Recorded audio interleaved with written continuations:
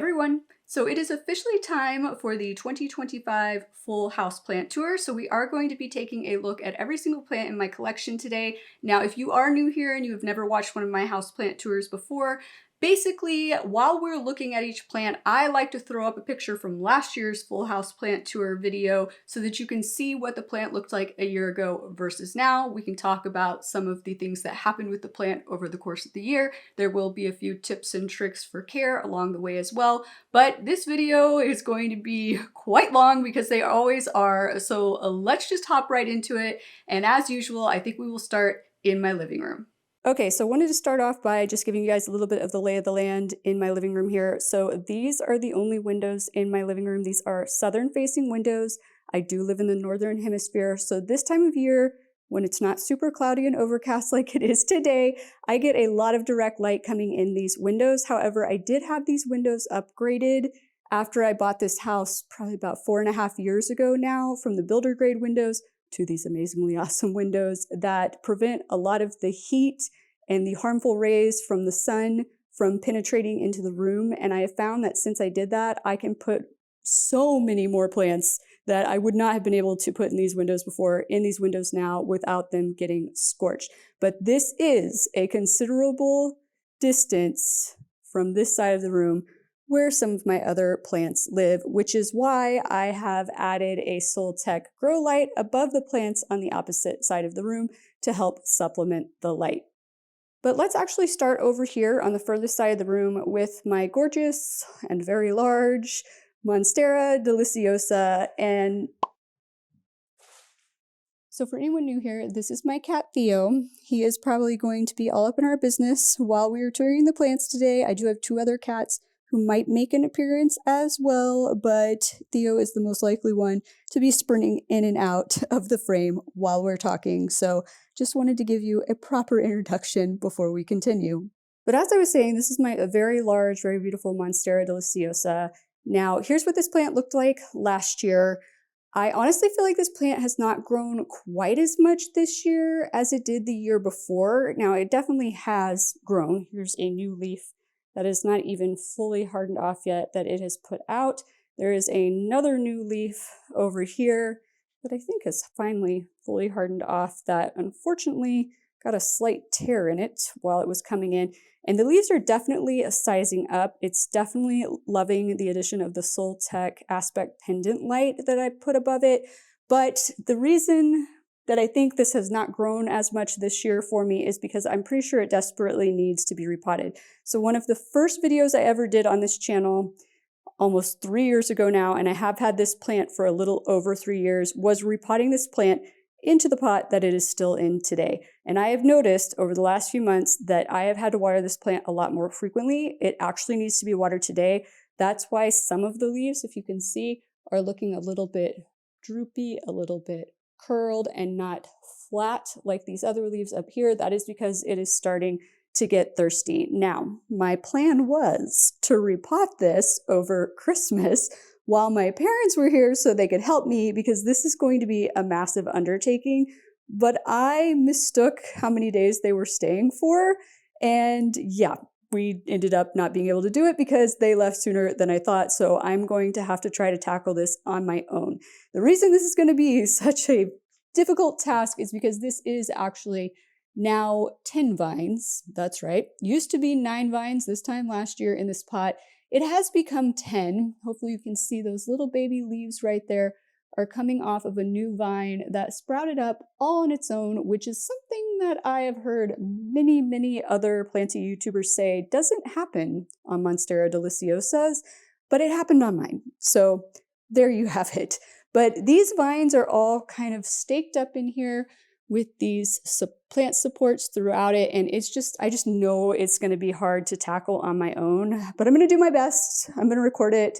You guys can laugh at how ridiculously it goes, because I'm sure it is going to go crazy.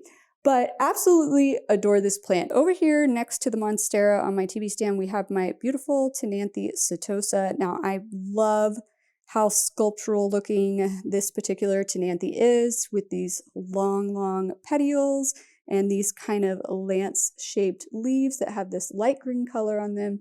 with kind of a fishbone darker green pattern down the middle. Now I did recently repot this Tenanthe. It has been throwing a little bit of a fit, killing off some leaves on me.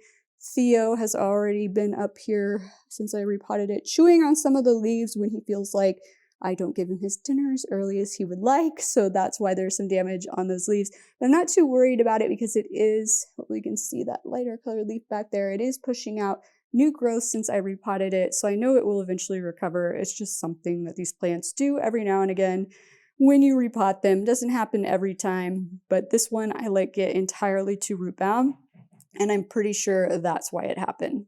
And then up here on the wall, we have our first Hoya of the tour. This is my Hoya carnosa Wilbur Graves.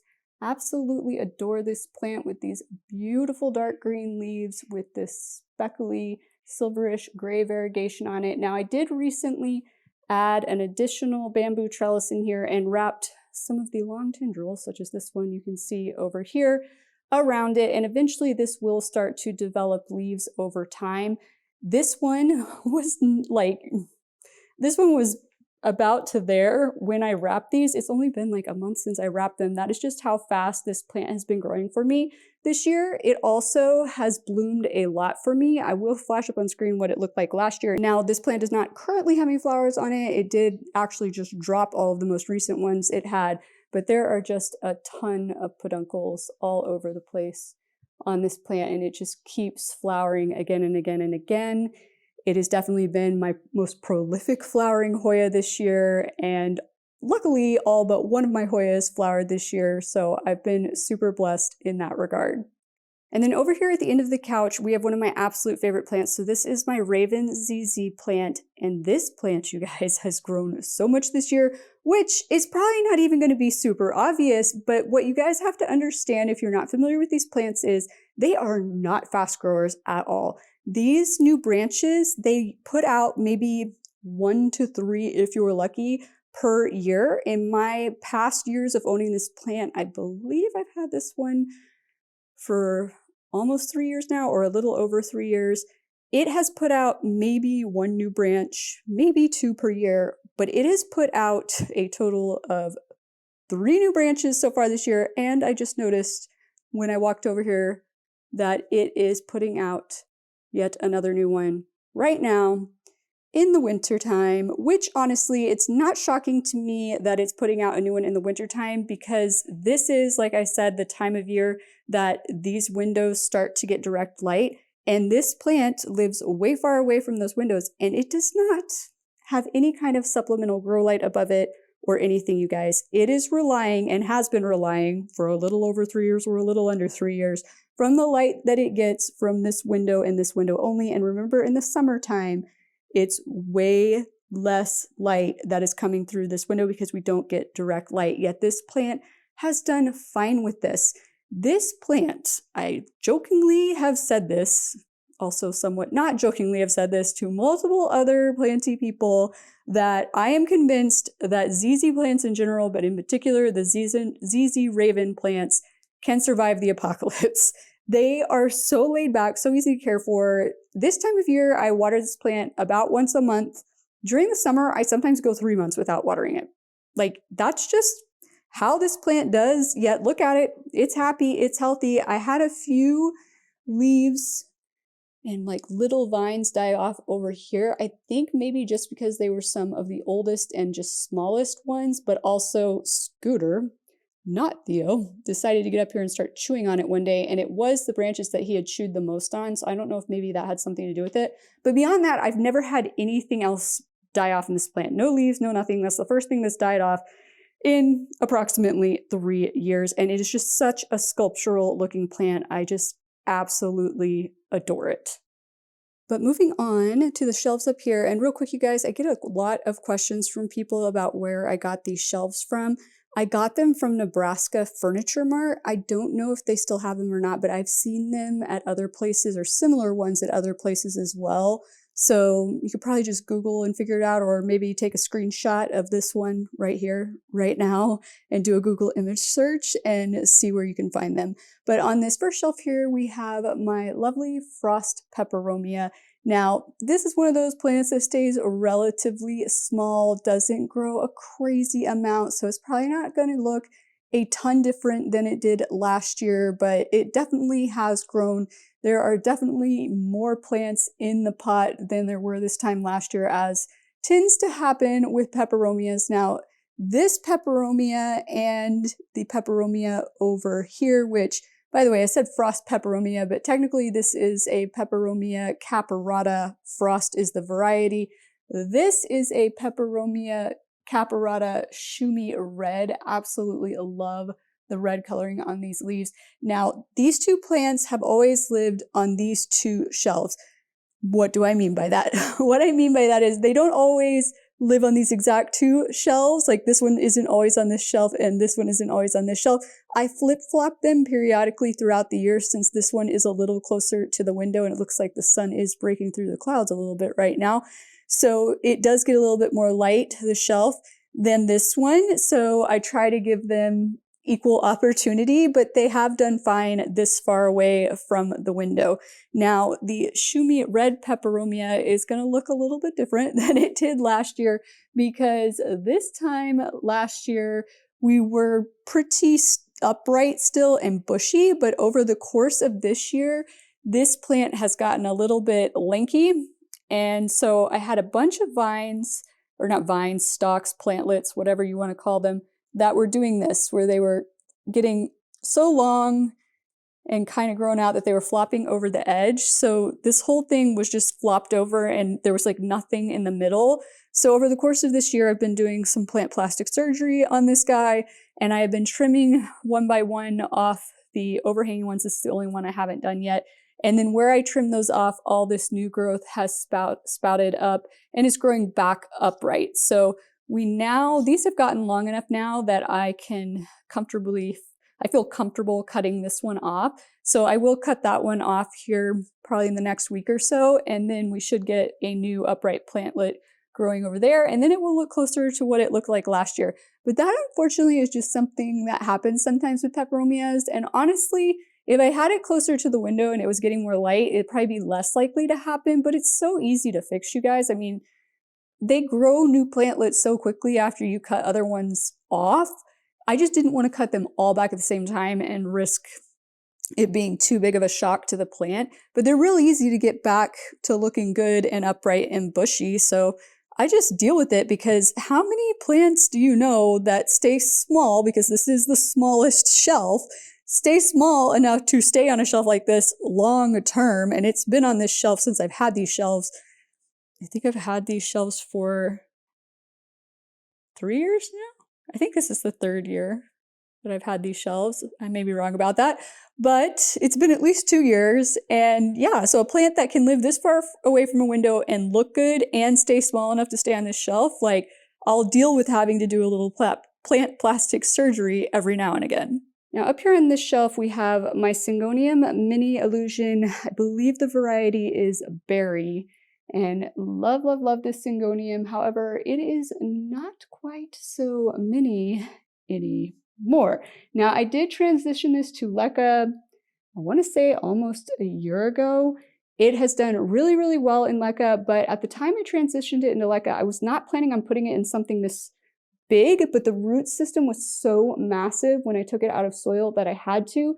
And as you can see, it doesn't really fit on this shelf anymore. Even if it was in a smaller vessel, it's just grown a lot over this year. And so I need to relocate this. I did mention in a recent video that I was working on relocating some plants, and I was filming it for you guys, and I was. And then I kind of aborted it. Not aborted, well, I did abort it, but I decided to save it for later because I didn't want to film this video and have moved all of the plants. I wanted you guys to be able to see where they've been living all year long.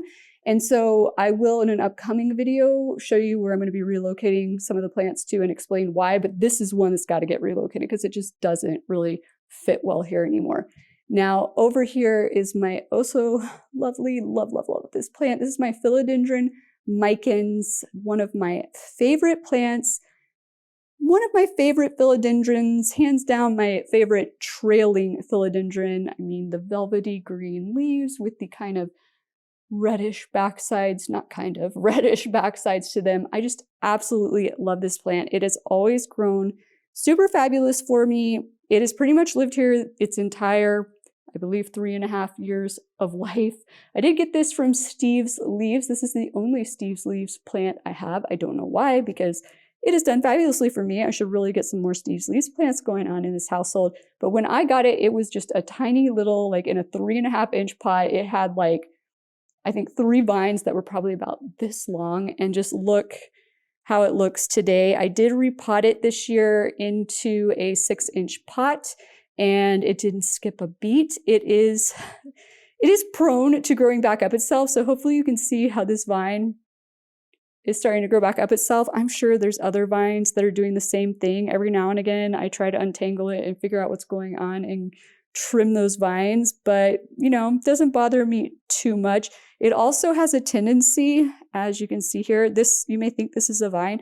This is not a vine. This is an aerial root. It is using the aerial root to try and pull itself back up this way. I'm telling you, this plant, you guys, has a mind of its own, but I absolutely adore it. Like I said, just, it has grown so much this year. I don't know how obvious it's going to be in the pictures, just because I did repot it into a bigger pot. So it's not going to look quite as full at the top as it did probably last year, but hopefully you can tell it still looks at least the same down below. So up here on this shelf, we do have one plant that was recently relocated here. I'll explain why in a second, but this is my lovely Epiprimnum aureum mandula. You guys, I have a soft spot, a special place in my heart for Epiprimnum aureums in general. I know they aren't the most rare or unusual plants, but they are just so easy going and so beautiful. And I am just, I'm in awe of this one. I have just been loving how much this one has grown for me this year. As I mentioned in my recent fall favorites video, you guys led me to believe that this one was going to be so slow growing, that I have just been so ecstatic by how much it actually has grown for me. Now, is it my fastest growing Epiprimnum aureum? No, but it has not been as slow as I thought it was going to be. This actually, so we are getting closer to the window, just so you know. This was living in a southeast facing window in my kitchen until a few months ago. And I moved it up here because I previously had my Epiprimnum pinnatum Baltic blue up here, and I decided I no longer wanted that plant in my collection. And so I moved it into my plant inventory for my rare plant pop-up shops that I do in the area. And at that time, I had this big blank space up here, and I decided to put this beautiful plant here instead. It is not currently in a cover pot because the only ones I have are really tall, and it makes the plant stick too high up here. I need to get another low one like this. One of these would be perfect up there. So I will have to source one and see if I can get one that will fit up here, because I mean, it's not that big of a deal. It just bothers me. And plus, when I have direct light coming through these windows, having it hit a clear pot like that can cause a lot of algae and whatnot. So I would like to eventually get it into a cover pot. But next to this, we have my Hoya linearis, which is another one of those plants that I feel like it's not going to be super obvious when you look at last year's picture, but it's definitely longer, you guys. I don't think, and I mean, we are about to hit the couch. I'm going to have to trim this one. I have not trimmed this because this did bloom for me, and all of the blooms were coming off of the ends of the vines. And so if I trimmed the vines, I would have had to trim the flowers off, and I just didn't want to do it. So, but I'm going to have to. Look at this. It's a miracle that this one hasn't totally destroyed this plant. I am just taking a huge risk letting it get that long. But this plant has also produced some new vine growth. As you can see, there's one shooting up there. Eventually gravity will take over and that will fall forward. Of course, if I have it behind there, that's probably not going to happen. But absolutely love this plant. One of my favorite Hoyas, one of the very first Hoyas that I ever got. I mean, it is just a beautiful, beautiful, beautiful plant. Now down here on the shelf, we do have a relatively new plant, and this plant is going to look different, but not because it necessarily grew a lot this year, but because I did get a second one of these plants and planted it in here with the first one to make this look more full. So pull this down so we can see it a little bit better. This is my Syngonium red spot tricolor, or tricolor red spot, whatever order you want to call it in. Absolutely love this plant with its green leaves with that kind of reddish coloring on it. Now, one of these plants in here has been putting out a lot of all pink leaves, but it is starting to put out more with green. So this is starting to balance out nicely. There is a brand new leaf that it just put out up here, hasn't even fully hardened off yet. And this one is starting to lobe more. Do you guys see the lobes starting down there? So Syngoniums will do that over time, but I have noticed with the red spot tricolor that they tend to lobe out more quickly, because look at the older leaves on here, not as lobed at all. A little bit more of that traditional arrowhead shape, but they are starting to get even longer and even more spaced out. This plant has been in LECA for over a year now. It is absolutely loving it, and it is still small enough to live on this shelf, which is once again one of the smallest of the shelves. So it's not going to be able to stay there for long, but for now, that's where it's going to remain. But over here on the left side, we have my string of pearls, scientifically now known as a Curio rallianus, I believe, previously a Senecio rallianus, and not looking as good as I'm sure it did this time last year, and that is no thanks to this guy. He looks so innocent right now, you guys, doesn't he? Look at him, all sleepy, all innocent. But let me tell you the number of times he has pulled this plant off of this shelf this year and popped vines off of it. It was so full before, you guys. It's like killing off some of the vines where they were popped off up at the top. It is putting out new growth at the ends where he broke some of the vines off. I mean, it will recover, you guys. I do need to repot this one here soon, but I don't know. I'm so frustrated, you guys. But let me show you what I've been doing with all the vines that he's been snapping off. So every single vine that he has popped off of the mama plant over there, I have draped into a little pot of cacti and succulent soil over here, and I am in the process of creating a new string of pearls from all of the vines broken off of this one. So just imagine, you guys, if all of these were still attached over here, how much fuller and nicer she would look. Worst case scenario, I can just replace her with this one, or perhaps when I get around to repotting this one, maybe I could combine them, but honestly, I'm not sure if this one is going to be root bound enough to warrant it, so I'll just have to see and kind of make a decision at that point. But next to this, we have one of the first Hoyas I ever got, and this is the only Hoya I have that has not bloomed for me yet. This is my Hoya curtisii. I love this plant with its small little green leaves with that kind of silverish gray splashy variegation on them.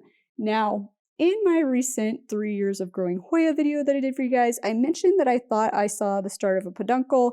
I guess it wasn't, because I haven't seen it do anything. Or if it was, it's just being really slow about producing flowers. But I really wish this thing would produce some flowers for me, since it is the only Hoya that has not bloomed for me. You guys, this thing has grown like mad though. I don't know, once again, how obvious it's going to be, because I've had to trim so many vines. I probably need to trim that one soon off of this plant this year. And there's just a ton growing up onto itself. It's so tangled, like I don't even know if I'm going to be able to show you. Okay, here's a perfect example. Do you see? This is like what's happening here. This is draping over the pot. Like some end of this somewhere is attached to the pot. I don't know where though. I don't know, like, oh look, there's the end of this, right? No, that's just a branch off. There's another branch over there. I don't even know where it's going. I don't even know what is happening with this. All I really know is that a couple of months ago, I had problems with this plant just randomly falling off of this shelf repeatedly and getting dirt all over my couch, because it had gotten so heavy with its foliage that once it started to get dry enough, it would just topple off. And I didn't have it in a cover pot because you couldn't see the pot. It's not a clear pot. I wasn't worried about algae. And so I have now put it into a cover pot just to help keep it in place, because I kid you not, you guys, these two plants have had a rough go of it this year, with this one getting pulled off the shelf by Theo, having vines torn off by Theo, and this one got pulled off the shelf a few times by Theo, and then just started falling off the shelf of its own accord. But all in all, I think they're still looking okay. I wish Pearl looked a little better. My string of pearls look a little better over here. But like I said, it will get better over time. Okay, so over here in the windows, it's going to be hard to film. I actually thought it was going to be easier today because it is overcast outside, but I'm really struggling, as you guys can see, to really get good footage here. So I just want to show you, first of all, who's in this window, and then we're going to look at them close up as I talk in better lighting. But this is my chain of hearts, so my Cerepagia woodii, my variegated one. In the center window, we have what is commonly referred to as a donkey's tail. Scientifically, it is a sedum morganianum. And then in the far window over here, we have another chain of hearts, aka Cerepagia woodii. This is the non-variegated version. Actually, you guys, I don't think the lighting's too bad for this one. So once again, this is my donkey tail, aka sedum morganianum, I believe is how it's pronounced. This thing has gotten massive. When I first bought this plant, probably, I want to say it's been almost 3 years ago. If it hasn't been 3 years, I will correct myself up on screen for you. But when I got this, it wasn't even this tall. It was like this tall little baby sticking up out of the top of this pot. And it has grown massively. And this year was the first year that I had to trim it because it had started to grow down into the plants down here. So I took at least this much off of the ends this year. And then every time I water this thing, if you're not familiar with this plant, it likes to pop off these leaves really easily. So it doesn't matter how careful I am. When I take it down to water it, first of all, I don't set it on a counter. I just hold it over the sink in midair while I water it, because if I were to set this thing down, a ton of these leaves would just pop off of here. And even just carrying it to the kitchen, I have leaves pop off and I stick them back up in the top.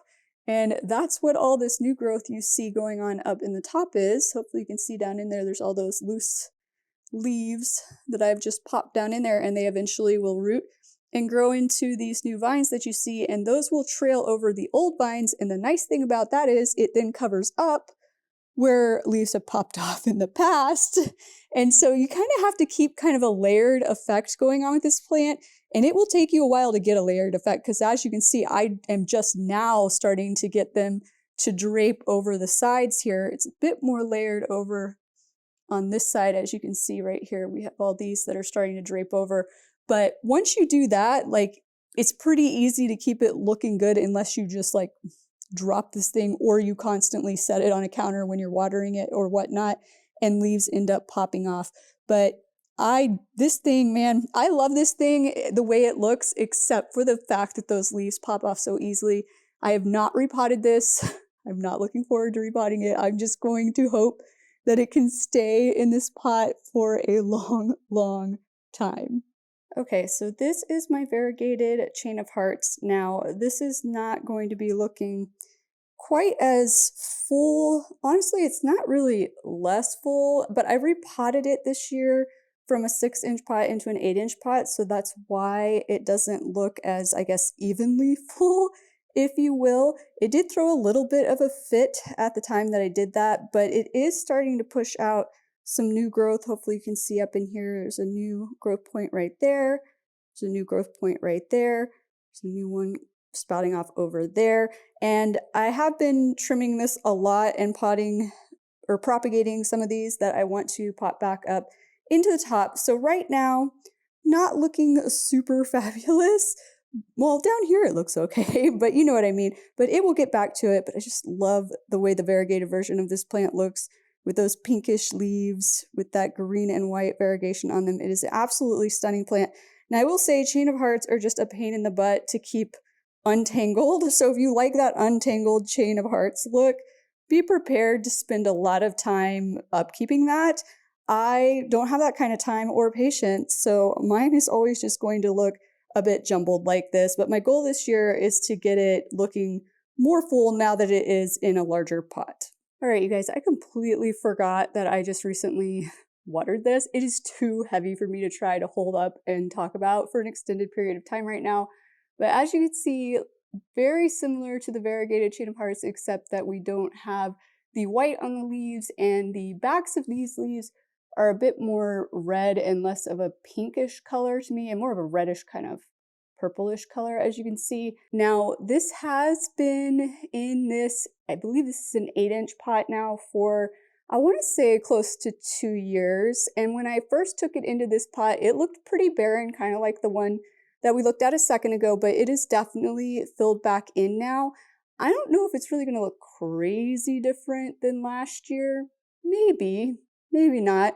But I mean, it's definitely grown prolifically. I have had to like trim the ends off of this so many times because it's grown down into the other plants down here. And so, yeah, it's definitely been growing very, very fast for me. And I'm happy that it's still looking relatively full. But once again, I'm not going to take the time to try to untangle all of this nonsense. Like I like how it looks when people have theirs like perfectly untangled and stuff, but it's just not practical for me. So yeah, this is just how mine are going to be. Now down here on the shelf behind the couch, and real quick, just in case anybody is wondering about these shelves, this is just, I constructed these out of some leftover MDF that I had. And it's literally just a piece on the top and then a piece that's the same size on this side and that side screwed together and spray painted white. There's no like base to it or anything. It's literally just kind of an in, I guess, a lowercase in shape. And I just made them about the same height as my couch so that I could put more plants over here. So on this shelf though, you might notice that we have an empty pot. And the reason we have an empty pot is because my Alocasia Maharani was living in this pot until a few weekends ago when I decided to purge it from my collection and sold it to someone. And since I was holding off on doing the rearranging of plants, I have just left that empty. I'm not 100% certain what plant we're going to move there, but like I said, I will film that for you in an upcoming video. But next to that, we have another one of my very first Hoyas I got. This is a Hoya Wayettii. It is a variegated plant, as you can see, beautiful kind of creamy color variegation, creamy yellow, light green. And then when these leaves first come in, they get a little bit of pink on them. They do get a little bit sun stressed too this time of the year, as you can see with the direct light that comes through these windows. But love this plant, very unique leaves. Now mine has, for the most part, well, you can see some of the older leaves aren't as cupped as some of these new leaves are. Somebody recently told me this has to do, like, if you let the plant get too thirsty, but no matter how much I water it or like even the day I water it, they just are like that. And it seems to be more like when they first come in, they're really cupped like that. And then they kind of flatten out a bit more over time. Now, this has not been one of my fastest growing Hoyas for sure. I've never trimmed this at all. And you can see it is not crazy, crazy long. But I'm okay with that because I have it just on kind of a makeshift stand here. This is like a candle holder I got from a local decor store. And I just wanted to elevate it some so that its vines weren't just dragging across the shelf. And it works for that purpose. And I mean, it's got plenty of room to go, so I can't be too mad about the rate at which it's growing. Now, this did bloom for me for the first time this year once. I think this is the peduncle. Yes, that's the peduncle that bloomed once, and then it hasn't bloomed again. Now, I am having to water this one way more frequently. I've repotted it into my epiphyte mix that it's currently living in, but that's it, right after I got it, because it was in some really not great peaty soil. I am very hesitant to repot my Hoyas very often because they seem to do okay root bound. But since this one is just in a 3-inch pot and it is starting to dry out really frequently, I'm thinking I might take it up to at least a 4-inch pot sometime here in the new year, but we will see. Now, next to this is one of 2 Monstera albos that we will be looking at today. This one, though, has a very special place in my heart because one of you guys sent this to me. One of the subscribers of my channel who lives in Hawaii sent this to me. Now, it did kill off earlier this year one of the original leaves, and it looks like it's trying to start killing off the other original leaf here. It looks a little bit yellow. Hopefully you guys can see that. It's not horrible, but I think it's getting ready to kill it off. Now, I did repot this earlier this year. I gave it a little support pole to start using, and when I did that, this plant really started to pop out a bunch of new growth, including this really awesome leaf that was the first leaf that had actual holes in it instead of just slits. Now, this plant also had spider mites at one point. Hold on, you guys. I'm seeing a bit of dust on there. I wanted to make sure it wasn't the return of spider mites. Doesn't look like it. But after it gave me this lovely, and I mean, this leaf was smaller, obviously, than the previous leaves on here, but had so much more like things going on it. Then it gave me a bigger leaf, but with no holes, which actually is this leaf over here. But nice white on that, a little bit of a half moon going on. And then this newest leaf is just solid green. So I'm not sure what we're doing here since the repot, but at least we're pushing out new growth. I can't be mad about that because this has not been the fastest growing plant for me. But hopefully I don't just start getting all green leaves now. The stem of this, I don't know how well you guys can see it, it does have some good striping on it. So I'm not sure what the heck the deal is with that solid green leaf, but oh well, we will see what happens moving forward. So over here in the middle window, we do have a plant, this middle plant right here that was recently relocated. I say recently, it's probably been at least, I don't know, maybe 3 or 4 months possibly since I moved it in here. But when I repotted this into this larger, shallow 8-inch pot, it wouldn't fit in the windowsill in my bedroom anymore that I had it in previously. So that is why it got moved into here. Honestly, you guys, I cannot even remember off the top of my head what plant was here before, but I have purged. Oh, I do remember what plant was here before. So the plant that was here before is a plant that is no longer, well, technically it's in my garage right now. It was a Monstera adansonii mint, aka variegated Indo variety, and it got spider mites, and it has been relegated to my garage under grow lights with my outdoor plants until I'm sure the spider mites are gone.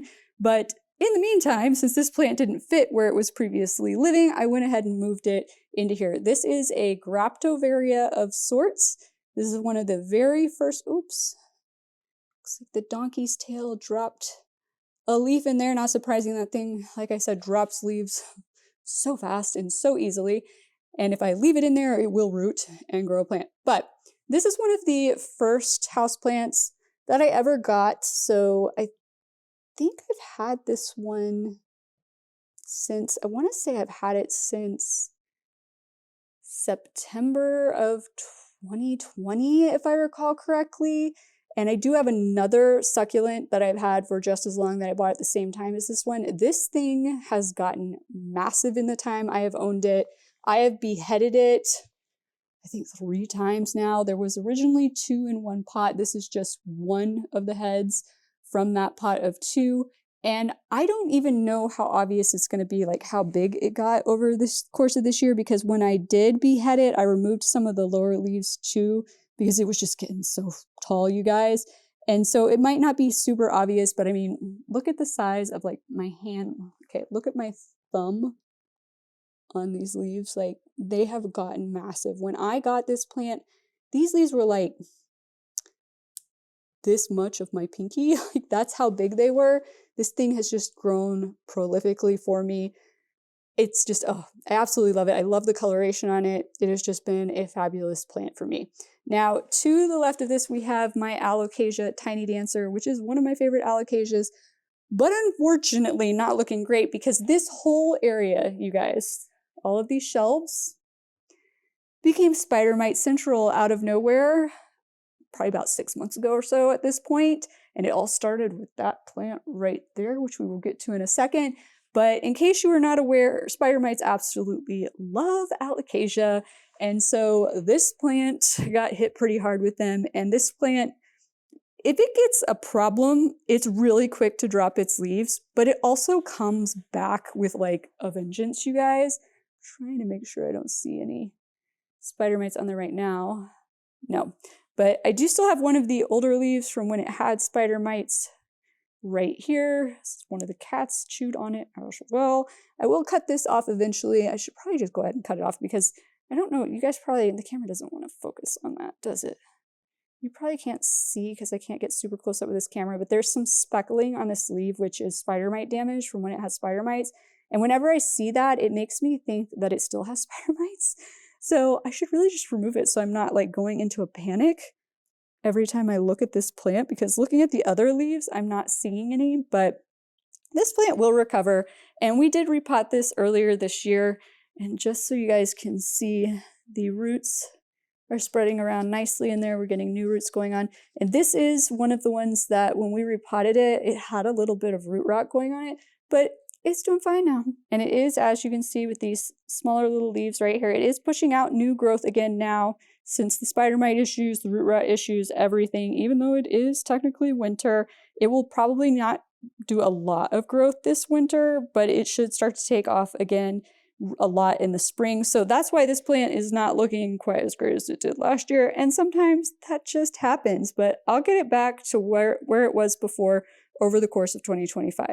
Now over here, we have another plant that has been through quite a bit this year. Honestly, I'm not even totally sure what it looked like this time last year. It might actually have more leaves right now than it did this time last year. I'm not totally sure, but this is my black velvet alocasia, aka alocasia starts with an R, you guys. Flash it up on screen for you, but I just totally blanked on exactly what the full name is and how to pronounce it. But love, love, love the black velvet alocasia with the velvety green leaves with that beautiful texture. But unfortunately, still a spider mite magnet, so it did have spider mites this year.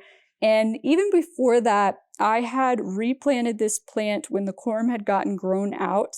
And I had told you guys at the time that the mama corm had died off. I have stated in many of my alocasia videos that that can happen over time. That's why corms exist in the soil for alocasia. Those are the babies to replace the mama if something happens to the mama. And once the mama dies off, I have stated that it is not necessarily likely that it will push out new leaves. But guess what, you guys? Mama came back alive a few months ago on this plant. Oh, that's right. Mama came back alive. So as you can see, this is where most of the leaves are coming from. This is a corm that after I had repotted it and mama here, all the leaves had died off of the mama corm, this corm kicked off new growth, and that's where 1, 2, 3, 4 leaves are coming from right now. But look at this leaf over here. This is coming off of mama from the down here. Let me see if I can get some of this out of the way so you can see.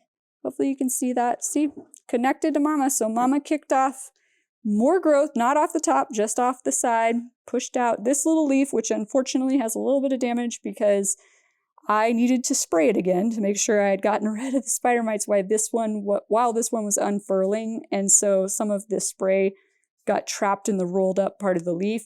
And when you have any kind of spray you guys use, if it gets trapped in a rolled up leaf, it can cause damage. Like even if it's not going to cause damage to your other leaves, like obviously these leaves look okay, right? Now this one got bit by a cat and that one got scratched by a cat, but these other leaves look okay and they've been sprayed with the same spray. But if it gets caught in a rolled up portion and it's just sitting there for a while, it can cause some damage, and that's what happened there. But super excited that this one is pushing out a bunch of new leaves. I'm really liking how it looks with the light shining through the backs of those. If they don't have the light shining through, it's very, very white, but still a gorgeous, gorgeous plant. Absolutely love it. I turned everybody to face me for the purposes of filming this video, but I need to make sure I turn everybody back so they can absorb all of the lovely winter light that they get in these windows and grow as much as possible. Scooter has decided to join us, you guys. So this is Scooter. He is my tripod. He only has 3 legs, but he doesn't let that slow him down. He likes to get up here and wander around in the back of the couch and sniff on the plants. Sometimes he takes nibbles on the plants, but he's pretty good about not doing that or just nibbling on this one, which is the non-toxic. Well, there's 2 non-toxic ones back here, this one and the Hoya Wayadii. But I think Scooter might be why this plant is having some weird growth going on. Do you see how we have bare stems and no leaves on these? Like it's branching out, but there aren't leaves. And then some of these branches are, if the camera will focus, getting leaves coming in on the top. I think Scooter might have bit the leaves as they were coming in off of this plant. Now, the other possibility is that this plant got spider mites, which It could have, you guys, but these leaves are so thick. Like I can't, do you see? I can't even bend it. It's like hard like plastic. Hold on, you guys. Okay, sorry about that. Scooter was trying to nibble on my toes because he wants my attention right now. But this is my Peperomia petiolata tetragona. I think I just combined the old name for this with the new name for this, but I will flash the current scientific name up on screen for you. I love this peperomia. It's so much different than the caparatas we looked at earlier because these leaves are thicker and more succulent-like. This is a trailing plant, has these beautiful red vines, but as new shoots come up, as you can see, they stick straight up before they start to trail. Now, this vine was doing the same thing, like it was missing leaves and then branching out and everything, and now it started to push leaves where it was missing leaves, so hopefully something will happen with those, but what I was saying before, it could have had spider mites. I don't think the spider mites can penetrate leaves that are this freaking thick, but that does not mean that the spider mites are not trying to go after the new growth, which is much softer. And I've checked the lower leaves with my microscope for spider mites and I haven't seen anything, but if they're hanging out just at the top where the new growth is coming out, it's really hard for me to look at that with my microscope. So I hope that's not what's happening. It's also possible that I have underwatered this. Actually, I know I've underwatered this a few times this year, and that could have caused those new leaves to die off. I do see one of our oldest branches down here is kind of yellowing, and I'm not sure, it's been doing that. Like it's kind of looked like this for a while. I'm not sure what the deal is, but you can see the new growth is coming in nice and dark green. So I'm not exactly sure what is going on. It is possible that I need to repot this sometime soon. It's not horribly root bound or anything like that, but I don't know, it might just need a little bit of a refresh. But all in all, this plant has grown a lot. I'm gonna pull it out though, because you can't really tell if you can't see the bottoms of the vines. Okay, so as you can see, a very long vines going on. Over here, haven't really trimmed this one. I think I've accidentally broken the end of a vine off this year. And then some going along there. So this has grown quite significantly this year, even though it's looking a little bit wonky right now, but it will sort itself out with time. Okay, so our last plant over here behind the couch is my Alocasia bambino. So this is what I like to refer to as kind of a smaller version of the Alocasia poly. The leaves stay smaller, but they have similar coloration and size on it. Now, I did replant this plant a while back. It threw a little bit of a fit, killed off a bunch of leaves. And like I said, this was where the start of the spider mite infestation happened back here. So this plant may or may not be looking as big as last year. I'm honestly not certain. I'm also not certain I've gotten rid of all the spider mites yet. I think it's due for another spray down today. I am trying to get it under control, you guys. It's been really hard on this one though. But this plant did kick off a new corm in the middle of the two original mother plants. So we have more leaves growing down there. And then I did notice the other day that there is another corm that is kicked off right down there. So this is about to be 4 plants in one pot. You can see how grown out the mama corm is here. That just kind of happens over time. That's why originally I had repotted this into a deeper pot, and that's when that other original corm over here, or not original, new corm over here started to kick off. And so you can see it is putting out new growth. There's a new leaf coming in there. It will start to fill back in, but it just lost a lot of foliage due to the spider mite problems. This is one of my oldest Alocasia. I think I will have had this one for 3 years in January. And in general, I love Alocasia, you guys, except for the whole spider mite thing. That is like the #1 downfall of Alocasias in my book. But if you stay on top of pest prevention, which I was not great about doing this year, which is why I ended up with spider mites, you can keep it under control. But absolutely love this plant. Okay, so over here on the coffee table, we have my also lovely Calathea ornata, aka pinstripe Calathea, called that because of these thin pinkish white lines on these beautiful dark green leaves. Now, this is one of the plants that might not look as full as last year, but it also got repotted recently into a larger pot, threw a little bit of a fit, killed off a few leaves. I think it's killing off this one still, but it's not super bad yet, so I'm not going to cut it off yet.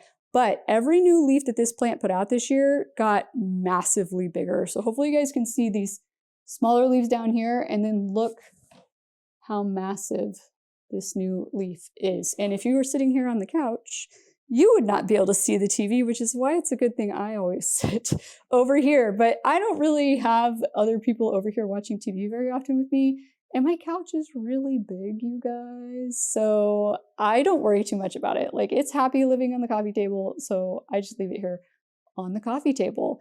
Next to it, we have a propagation of my frost peperomia that we looked at earlier on the shelves behind the couch. Now, I have kept this one because one of the plantlets in this pot produced variegation.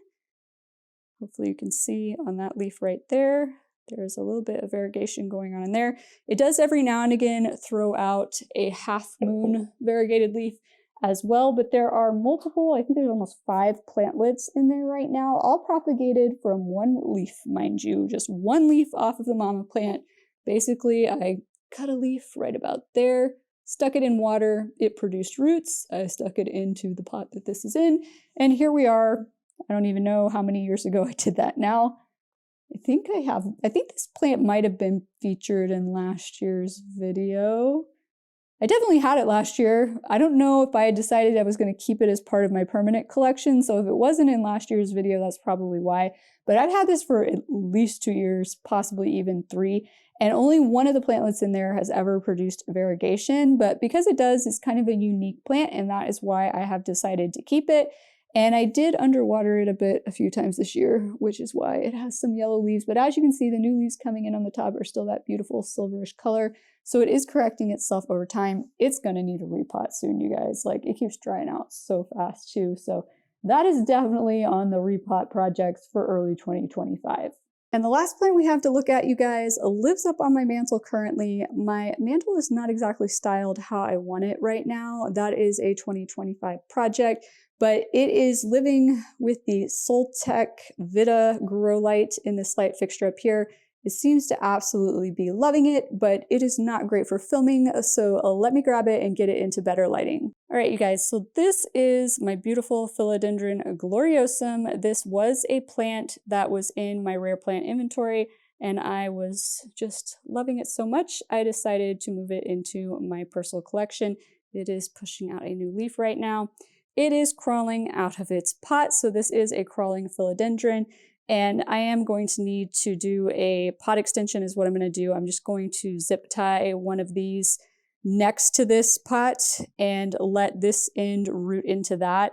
And once that end is rooted nicely into that, then I will move this into a bigger pot, because the problem is the only long horizontal pots, decorative pots that I have right now for these plants, they're just too big, and I find that these plants tend to be pretty prone to root rot, probably because they don't put a ton of roots down here until the new nodes find soil. So I just think that's going to be the best way to go about it and avoid having any kind of root rot. But this plant was not featured in last year's video because I wasn't sure, I hadn't decided basically yet that I was going to move it into my permanent collection, but I'm glad it did. And like I said, I need to work on styling that mantle a bit better, but it seems to be loving life up there. It did have spider mites when I moved it up there, and I got them under control, and it hasn't had spider mites since, which I'm kind of thinking might just have to do with the fact that before it was living next to a window where spider mites could kind of get into cracks and crevices, and now it's living on a mantle where there's not any openings to the outside. I think that's why it has remained spider mite free up there, so that makes me happy, and as long as it's happy and pushing out a bunch of new leaves like this up there, that's where it's gonna stay. All right, you guys, so we are gonna move into my bedroom next. I did just take a quick break to eat lunch, and as you can see, the sun decided to come out in that time frame, so we're gonna see how filming in here goes right now, but this is going to give you a very good idea of what kind of direct light I get coming into this room, because once again, let me give you the lay of the land in here first. So these lovely, super tall, giant windows are southern facing windows, just like the windows we saw in the living room. And as you can see, they put in a lot of direct light and far across the room. I keep forgetting how wide this room is, you guys. I swear, I think it's 20 something feet across. But as you can see, we come all the way over here. We have happy, healthy plants living on the opposite side of the room. with no assistance from a grow light whatsoever. I've had this plant for a little over 3 years now. It has lived in this spot. It has gotten massive, and it has only ever gotten light from these windows. And then also over here, we have an east-facing window. But as you can see, there is my neighbor's house outside there. It's not fully obstructing this for the plants that are directly in the window because it's not, this part of their house is not 2 stories.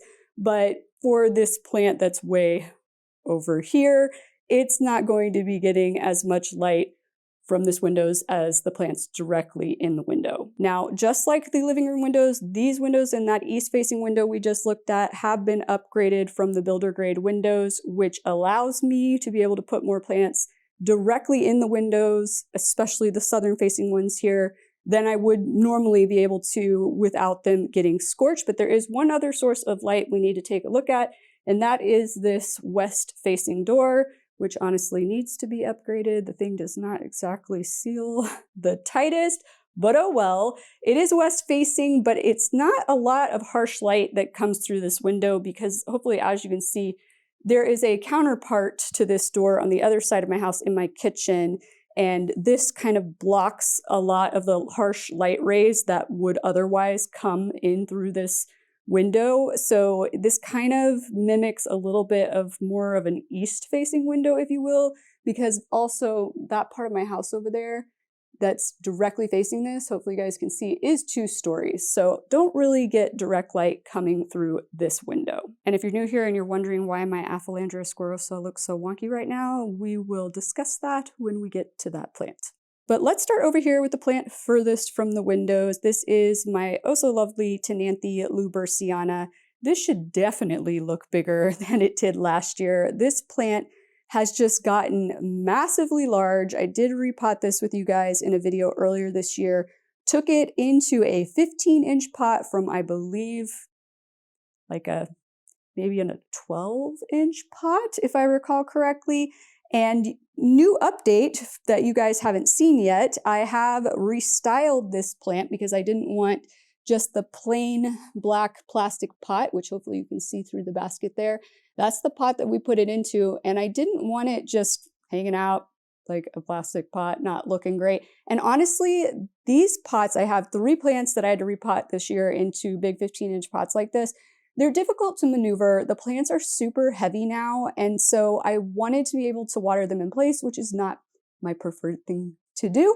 But when they get this big, you kind of have to do that. So hopefully you guys can see, I put a catch tray that is the size, well, slightly bigger than this pot. I know it's kind of hard there. You can see it better there down in the bottom there. So I put that in the bottom, and I basically just water this and wait for a little bit of the water to come through in the catch tray, and then I just stop. And that way there's not too much in the catch tray in the bottom to where I feel like I need to empty it. It can just evaporate off. Usually takes a day or 2 for that to happen. And it makes this plant look much more stylish to be in this basket on this little plant stand than to just be sitting there on a tray hanging out in a plastic pot, at least in my opinion. No shame to anybody who has their plants just in plastic pots hanging out in their house. That's totally fine. This plant sat there like that in my house for a good few months before I decided to get this basket stand situation going on. But if you are interested in doing something like this, I got both of these at a store called At Home that is located here. I need to look up if they have chains all over the country or not, but it's basically just a home goods store. So any kind of home goods store, it's like an affordable home goods store, I guess I should say. I'm trying to think of what you could compare it to. I don't know, maybe kind of like a Bed Bath & Beyond before they went out of business, maybe, sort of, only better. But anyways, it's an excellent store to go to find things like this. Sometimes you can get lucky and find things like this at dollar stores and things as well, which of course is even cheaper. But it's just a good way to style your style your plant's pants, actually, so that they aren't looking not as elegant as it were. Now you may notice there is a little bit of yellowing on these leaves. This is a combination of things. One, it has taken me a little bit of time to figure out how frequently I need to water this plant now that it's in this giant pot. And so I've gone a few times too long between waterings and the leaves started to yellow a little bit, but no big deal. It's not like it's happening all over the plant. And as you can see up here at the top, we have new leaves coming out. There's a new one coming out there. There's a new one coming out there. There's a new one coming out there. So this plant is still pumping out a ton of new growth, and all of those leaves that are yellowing are older leaves further down the plant. So I'm not that worried about it. Now, I thought we had this thing pinned up well enough to where Scooter couldn't chew on it anymore, but this little vine over here decided to come out of its clip the other day, and now Scooter has been chewing on it again. But luckily, this is a non-toxic plant. I might just trim that one off.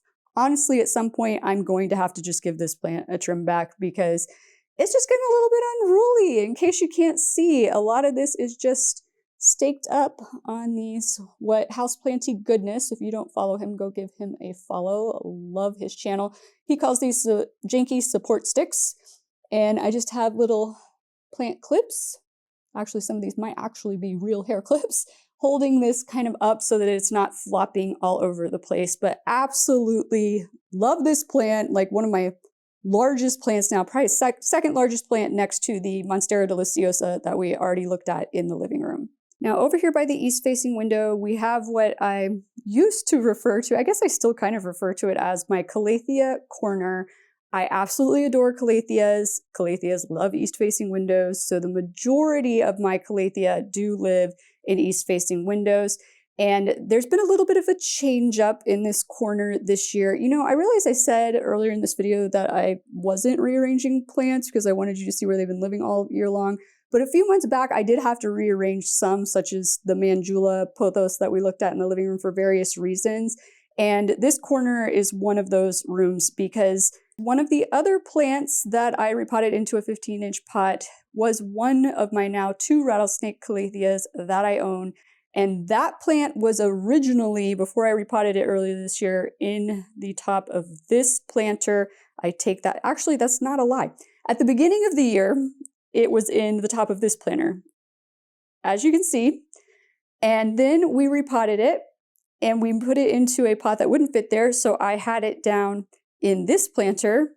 Then it outgrew that pot and it moved into that 15-inch planter. Now I did acquire a new Calathea, which honestly is the one Calathea I own that is not looking its best right now. This is a Calathea fasciata. And unfortunately, this plant got a little bit underwatered while I was on vacation at the beginning of November. And I think when my cat/plant sitter watered it, she just didn't get it soaked enough. And so when I came back, it just wasn't looking its best. Then I discovered flat mites on it. And so it's still trying to recover. It lost a bunch of leaves, but it's not horribly bad off. This is probably one of the best looking leaves right here. But I did have it living closer to the southern facing windows. It also, around that time, it started getting direct light coming on it. And I was worried that maybe it wasn't happy with the level of light it was getting. Maybe it was too much. So since I had a spot available over here, I moved it over here. And I'm just waiting for it to recover. It might take a little bit of time, but Calatheas, you guys, they bounce back. We'll discuss more as we go along. Actually, why don't we just discuss right here with Freddie? But real quick, you guys, I didn't get this plant until April, so I don't have footage of it from last year. It hasn't changed much, but I'm sure over the course of this next year, it will. But right here we have my Calathea Freddie. So that is a Calathea cancina Freddie. Also, just a quick reminder, all the plants I call Calathea today have technically been reclassified as Gopertia. Until everybody else gets on board with calling them by that, I'm just going to keep calling them Calathea. I think it sounds better anyway.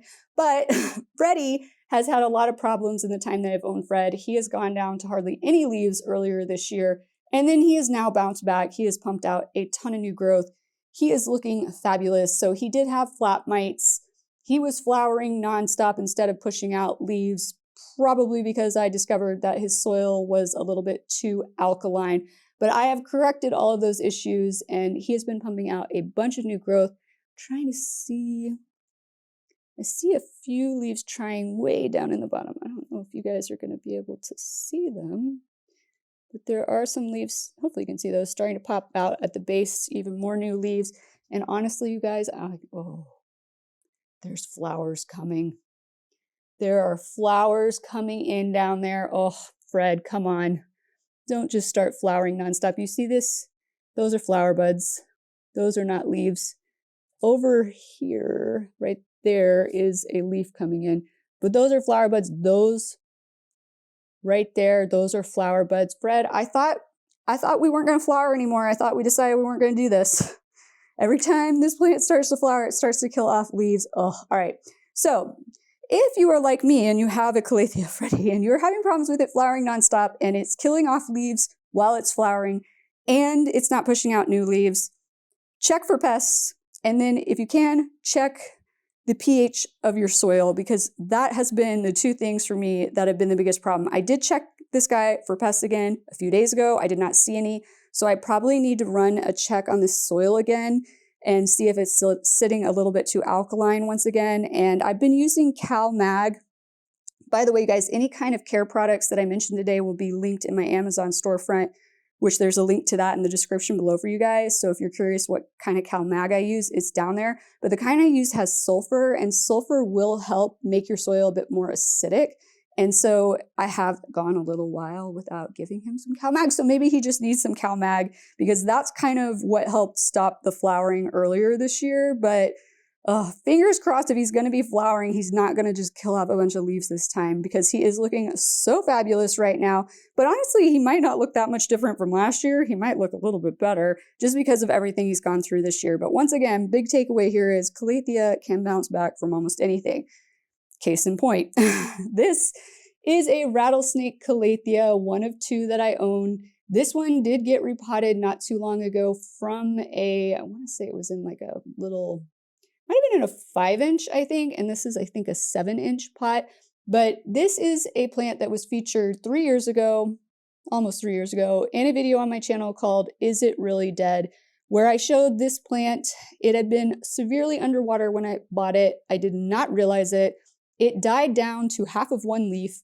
It sat that way for a good number of months, and then it began its epic comeback. I had taken it down to like a 3-inch pot, and then here we are today. It is now actually officially bigger than it was when I bought it. It was a slow process with this one. It's happened way quicker. Things like that have happened way quicker with some of my other Calathea for whatever reason. But look at it.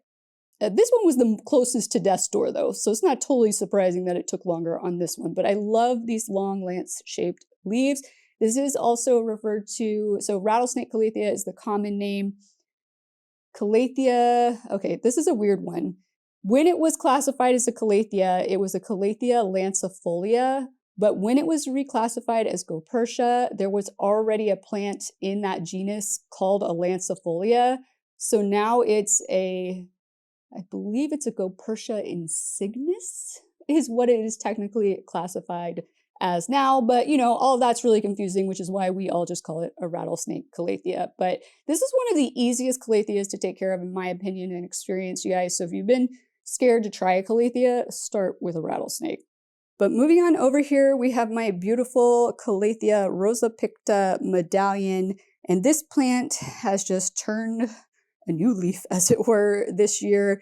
I used to have a ton of problems with this plant not really growing a lot, giving me a lot of crispy leaf tips, which you can see a little bit here. But honestly, I think this is happening because Scooter, yes, we're talking about you, Scooter, has been getting up here and chewing on Rosie. I think I turned her so that, oh no, you can see here. See all those little bite marks there? And when he does that is when I start to get those crispy leaf tips, because other than that, you can see all the rest of the leaves look pretty good. Now, I guarantee you, Rose, as I like to call her here, is in need of a repot. I have never up-potted this plant, I guess I should say. I did repot it into new soil shortly after I got it because it had spider mites, and I just didn't want to risk that there was just a ton of them in the soil. But that was like 3.5 years ago at this point. And she's never been repotted. She's been pumping out a ton of new growth and drying out way more quickly right now. So I definitely think we need to repot this one here soon. It's also my only Calathea that's not in my forest floor mix. Oh my gosh, I can't even believe it. But she's done fine. She's done fine. I don't know how she's done fine, because none of my other Calathea would have survived in a pot this long and looking this good. But I digress. Absolutely love this plant. I'm sure she looks way bigger than she did last year. I mean, she's still pumping out new growth. You see there's new leaf coming in down there. Another new one coming in down there. Like, can't stop, won't stop, and also getting a little too big for the nightstand here, but that lamp doesn't get used anyway. I'm seriously thinking about just doing away with the lamp and centering her on the nightstand. But moving over here, you guys, my recent video I did on 3.5 years of growing calathea. I forgot to include this plant. I don't even know how it happened, but it's the one calathea in my collection you didn't get to see. So this is a Calathea macquayana, also commonly referred to as a peacock calathea.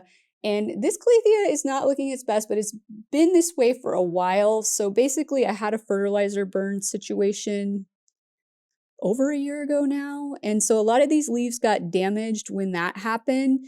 And I just didn't cut them all off because I didn't want to like completely shock the plant. And there's still enough green on there to photosynthesize. But as you can see, the new leaves that are coming in are looking good. It's just those older ones that I haven't wanted to cut off yet. Now, this plant also needs to be repotted. It's only been repotted once. I think I took it from a 4-inch to a 6-inch. But it is also starting to dry out way, way more quickly. And so I know that it needs a repot here soon. And luckily I did at some point this year, because this was, hopefully, I think this should look way bigger than it did last year, but it was living in one of these. I don't remember which one, until earlier this year when I repotted this little rattlesnake calathea, because it was living in the windowsill. So I moved it there, and this was getting so tall that it was kind of like obstructing light for my Calathea Freddy. So I basically was like, well, I have this empty pot over here, which we'll talk later about what was living in this before. I'll just put it in there. And the good news is once we up pot it, it will still fit in that. So that is probably where I will leave that plant. But back here directly in the windowsill, there were more plants in this windowsill until recently, and definitely more plants this time last year. Like I said, I did move the rattlesnake calathea when I repotted it. I'm happy that I'm down to 3 plants here. I honestly need to, as part of the reorganizing, moving plants around project that I'm going to be filming an upcoming video for you guys when I do, I need to move, or I guess I should say I want to move my Hoya croniana super silver here somewhere else. Because right now, you guys, you can't even see it. It's like hiding behind these plants. It was just the best place I had to put it at the time. And it's obviously loved living in this window. It has grown a lot. Did I have this? Yes, I think I had this plant last year in last year's video. If I'm not flashing it up on screen, I didn't have it yet, but I'm pretty sure I did. Now, I did recently, when I discovered flat mites on a lot of the plants when I got back from my vacation in November, I treated a lot of them with a sulfur spray down, and that's what's on this plant. So all that white speckling you're seeing there is just from the sulfur. Hoyas, like flat mites love Hoyas. I didn't see any with my microscope on this plant, but because this one had some, I got concerned, and so I just have been spraying it more frequently than the others and just haven't washed it off. But this plant has grown fabulously for me, and it is blooming. We actually have one of my Hoyas to show you blooming. We may have more than one, but I noticed earlier that this one, and this is my favorite smelling of all my Hoya blooms. It smells kind of like honeysuckle, but like these little white flowers.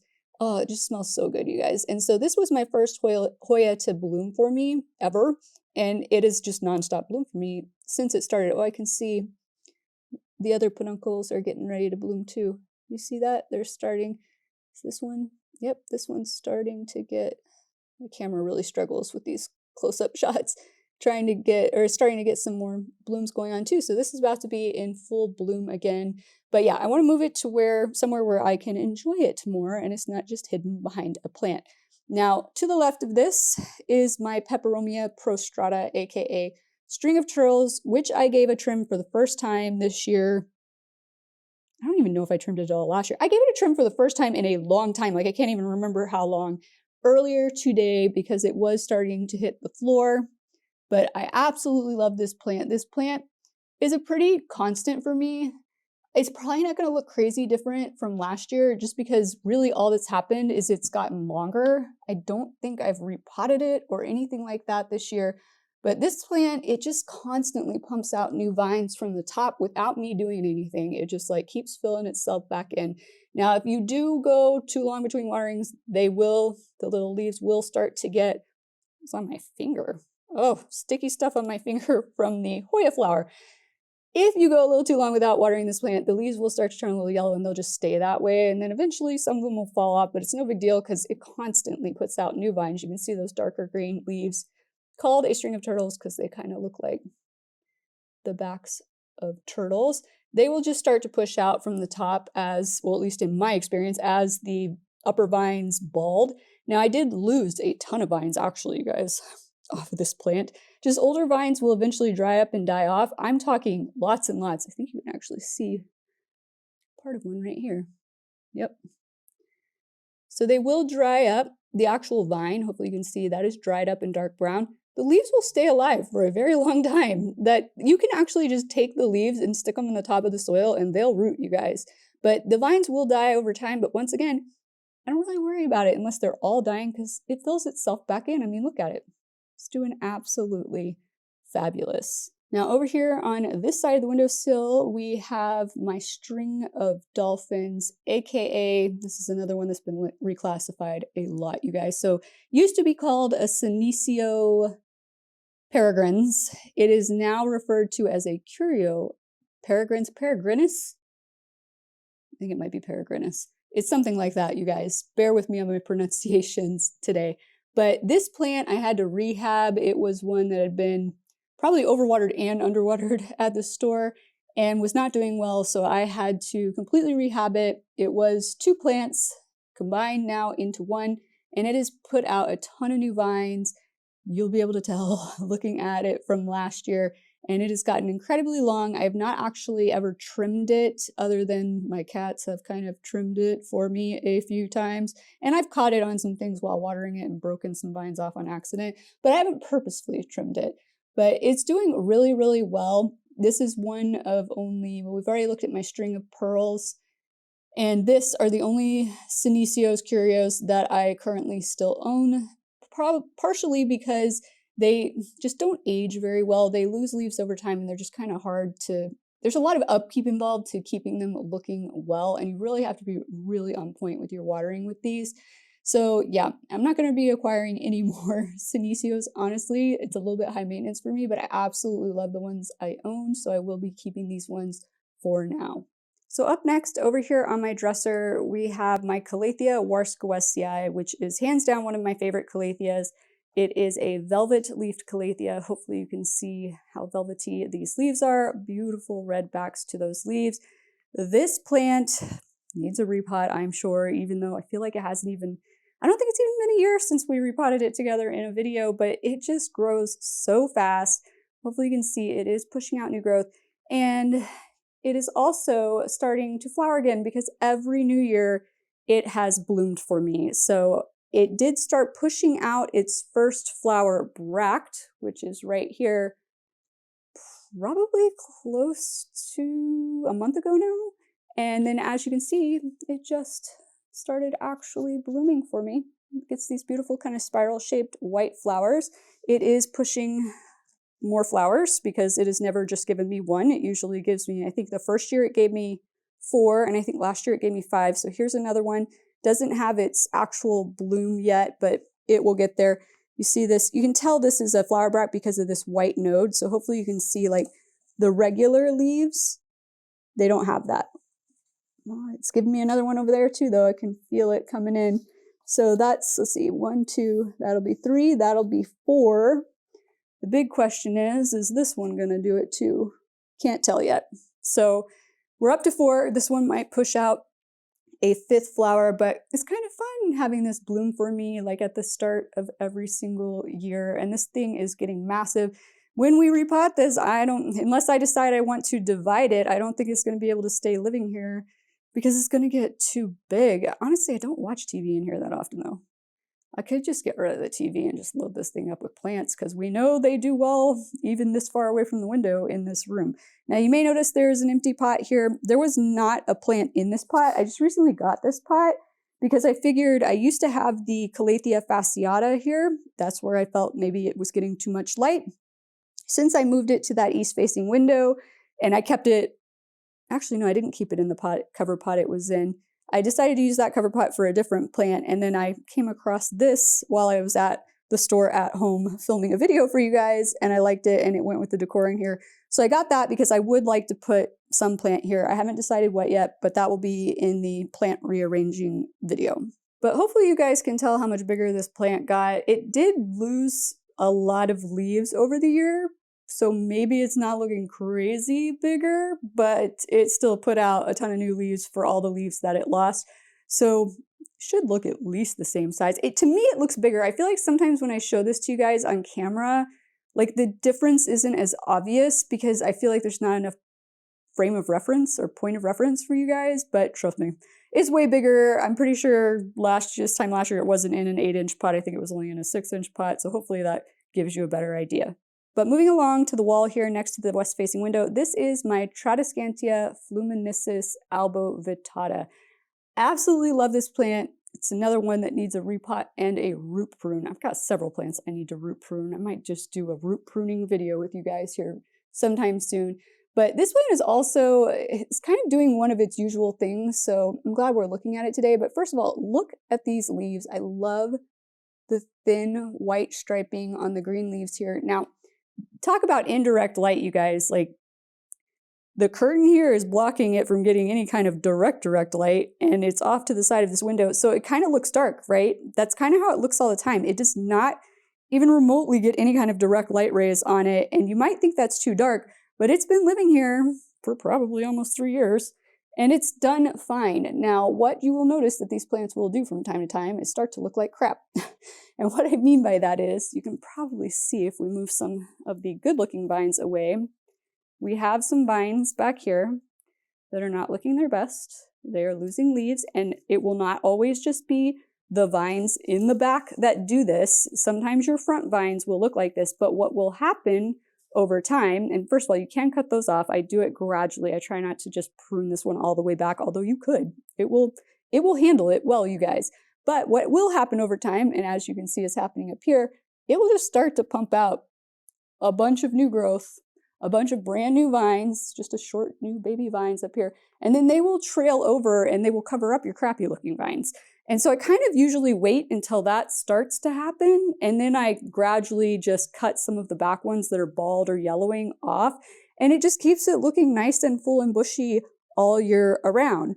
It's looking a little bit more yellow right there right now because I just untucked those and didn't tuck them very well back. But these plants grow like weeds, you guys, and they really are. They root so easily, so quickly. Like, you can just chop them back and they're fine. Like, you almost don't even have to back off watering on them if you chop them back. They just grow so fast. I don't know if anybody's propagated these before, but you don't have to put it in water. All you got to do is cut between a node and just shove it down into some soil, and it will root, and you will have a nice bushy plant in no time flat. I'm telling you, it is that easy. They are just prolific growers. They're invasive outdoors in some countries.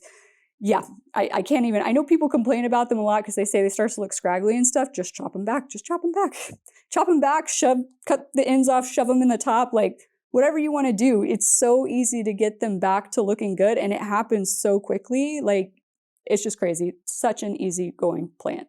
Now, down below the Tradescantia, and we are going to get to this guy in a second. You'll understand why I'm holding off on that one in a bit. But this is my Aglaonema Maria. This is the only Aglaonema that I still have in my collection. I don't know why, because they're such laid back, easygoing plants. But I think this is just my favorite one. I used to act like I had a ton. I only had 2, and this was my favorite looking of the 2. And so absolutely love these kind of lance-shaped leaves with the dark green and then kind of light green variegation on it. This plant should look way bigger. I mean, it's not the fastest growing plant, so maybe it won't look crazy bigger than last year, but it has grown a lot. It's gotten significantly taller. I did recently put it on this stand that is really too big for it, but this is actually the stand that the Tenanthe luberciana was on before I put it in the 15-inch pot, just to give you reference. This is an 8-inch pot right here. So yeah, and the pot that the Tenanthe luberciana was in was a little bit bigger than this because it came all the way to the edge of the stand. But I recently put Maria, as I like to call her for short, because why not? She came with a built-in name. I put her on the stand because hopefully you can see Theo Theo had decided Theo was going to start chewing on this plant because he knows I don't want him to chew on any of my plants. So every now and again, he just picks on one of them when he wants my attention. And poor Maria is the one he has been picking on of late. But Maria has been living in this corner for quite some time now. And once again, not getting a ton of light because just like the Tradescantia above her, she's basically in a corner. But she's getting enough ambient indirect light coming from the sides that she seems to do fine with it. She also flowered like crap this year, but managed not to kill off a ton of leaves. So that's cool because most of the time when my plants flower nonstop, I usually just lose a ton of foliage unless I cut the flowers off, and sometimes that's tedious. The number of flowers she was putting out, that would have been tedious. But yeah, she's done pretty okay despite flowering nonstop. Haven't repotted this plant in a long time. I think maybe we should probably do it this year just for a soil refresh, if nothing else. But yeah, she is just a fabulous laid-back plant, loving life, living in this corner. So over here next to Maria, we have my 2 Ficus elasticas that I own, and my Ficus elastica Teneke on the left here is now as tall as me. Definitely should be looking bigger than last year. Ruby is starting to catch up. This is the Ficus elastica Ruby, hence why I call her Ruby. If my plant comes with a built-in name, I figure why not, you guys? I don't really arbitrarily name my plants, but if they have built-in names, it's easy, right? To just call them Ruby, Maria, whatever it may be. This plant, though, has really taken off. It's over half the height of the Teneke now, which when I first got this one, it was less than half the height that the Teneke was at the time. So definitely have taken off. Now, those of you who may have watched my notching video and may not have remembered or seen the houseplant tour from last year, this plant is, well, I notched both of these. I had mentioned in the notching video, this one was too young and probably, I didn't notch it in a lot of places because it was young, and notching doesn't have a 100% success rate, remind you. So I had mentioned it might not work on this one. It didn't. It did work on this one. Then it got spider mites. Then it branched more. Then the cat broke the branch off. It was just one thing after another, you guys. Then the tip of it got broken off, and it did branch there. So you can see this is a new branch coming up here. But I am going to be filming, well, I was going to be filming, I did try to film. Let me back up. I tried to film a new notching video with a different technique for you guys, but I started with the Aphelandra squarosa. So let's discuss this real quick because that is why this plant looks so crazy right now. So this plant was 4 different branches, and when I first got this plant, it was about this size, a little bit shorter than this, and it took off. And then as this plant is prone to do, as it aged, it kept dropping leaves till it had bare stems that were nowhere near this long last year. But it just kept growing prolifically like it always has for me, and they got longer and longer, and we're losing more and more leaves. So I was going to try that branching technique on this plant, and I did try it, and I accidentally snapped a couple of the branches off in the process of trying that technique. And I honestly think the way these stems on this are, I think they're just more, they're harder to saw. It's kind of like bamboo. That's what I think I should be trying to explain to you guys. This is very much like bamboo. When you break it off, it's like almost hollow in the center, versus your branches on your Ficus elasticas they're solid in the center, and it's a softer wood. So doing that technique on here probably would have gone fine. And I don't know though, I just got freaked out by snapping these off, and I decided, I abandoned it. I was like, I'm not even gonna do it right now. But if I'm being honest with you guys, and I will film an upcoming video about this, sometimes it's just easier to just chop the plant down if you want it to branch. It's not guaranteed to produce multiple branches if you do that either. Just like how over here, this one put out a new branch, but it only put out 1 new branch. That can happen when you cut down on a plant too. So for example, if we come down here on the ground, this one here only put out this 1 branch. It did start to move over, so maybe I can get a little bit better lighting for you guys. Come on, camera. Auto light yourself. There we go. It did start to try to put out some new branches there, but they aborted for whatever reason. So this will still only be, and looks like it tried to right there too. This will only be one branch, but hopefully you can see up here, this one produced 2 branches. So that's nice. And this one over here, which is the most recent one I cut off, is kind of, I think it's going to abort. Oh, no, it's not. It's putting out a little leaf over there. So this will hopefully, unless that just dies off or something. Oh, there's another one too. Hold on. So this is definitely one branch here. It looks like it's going to be 2 branches there. And then there's one right there. So this might be 3. There's another one up there, but it looks like it's going to abort that one. So this could end up being a 3-branch one. So when you do cut branches down like that, it's just hit or miss because that one only ended up being 1. Now, I do get the crispy on my leaves like this. I have tried earlier this year the water conditioner that so many of you guys tell me I need to use to make this plant and my calathea happier, which honestly, my calathea look plenty happy, you guys. But for brown crispy edges, you guys swear by that stuff. I tried it and my calathea threw a fit, you guys. They did not like it at all. I don't know what the deal was, so like I stopped doing it. I'm not that like worried about it. It's not horrible on this plant. But another interesting thing, and by the way, you guys, I'm waiting for this one, especially since it is doing multiple branches, I want to wait till it really develops those to about like this size before I cut this last branch down, because I just don't want to change anything while it's trying to do all its energy here, because if I cut this other one down, it might abort these branches in favor of producing new leaves on this one once I cut it. But I did notice the other day that this guy is flowering for the second time. It was flowering when I bought it. Let's see, 3.5 years ago, I think now was when I got this one. It was flowering when I bought it, and it has not flowered since until now. And look at that beautiful yellow flower. Absolutely love it. And I was planning on cutting this branch down as soon as I could. But if it keeps flowering, I love the way the flowers look. I might just hold off a little bit longer on cutting it once more of those leaves come in on that other branch. All right, you guys. So in the actual windowsill here, we have direct light hitting these plants. I don't know if it's going to make it easier to film them or harder to film them, but we're going to do our best. So this is my Hoya Carnosa Crimson Princess. And it is definitely getting a bit sun stressed because we are now getting direct light in these windows. That's why you've got that kind of reddish coloration you're seeing on this. Now, this Hoya did bloom constantly this year for me.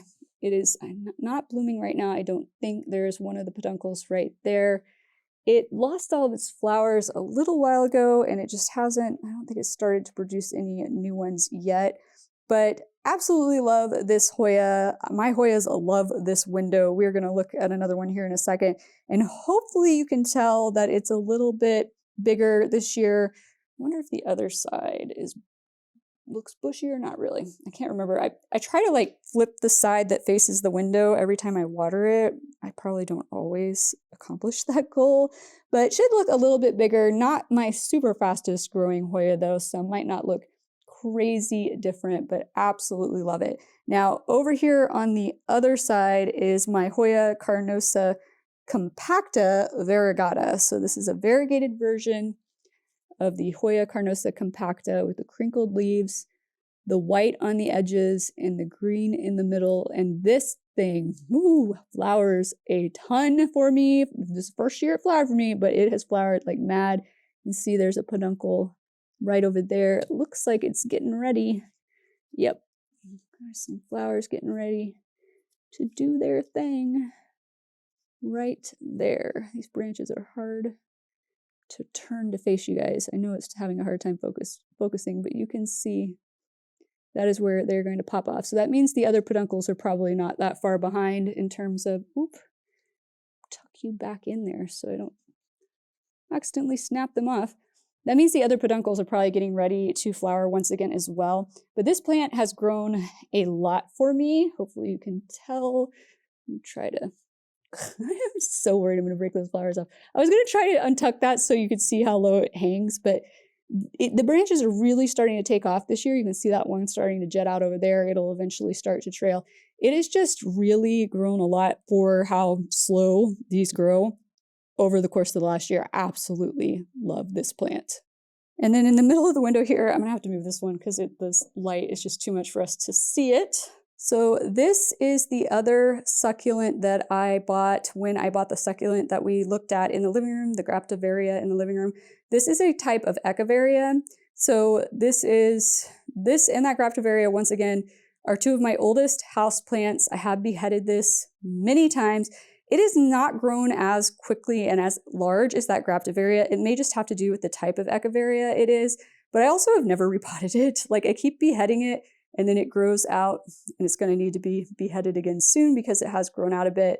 And I don't know where it's leaning to, you guys, because like it lives directly in the window. It still just wants more light, I guess, because it tries to stretch towards the window if I rotate it the wrong direction. But I need to behead it again and probably give it a repot into a bigger pot. But once again, I love the kind of, I don't know how to explain these purpley bluish colors on this, very similar to that Graptovaria, just absolutely love it. And of course, succulents do great in southern facing windows if you live in the northern hemisphere. Now, it probably doesn't look drastically different than last year because I don't really think it got that much bigger other than kind of growing out this way, but that's okay.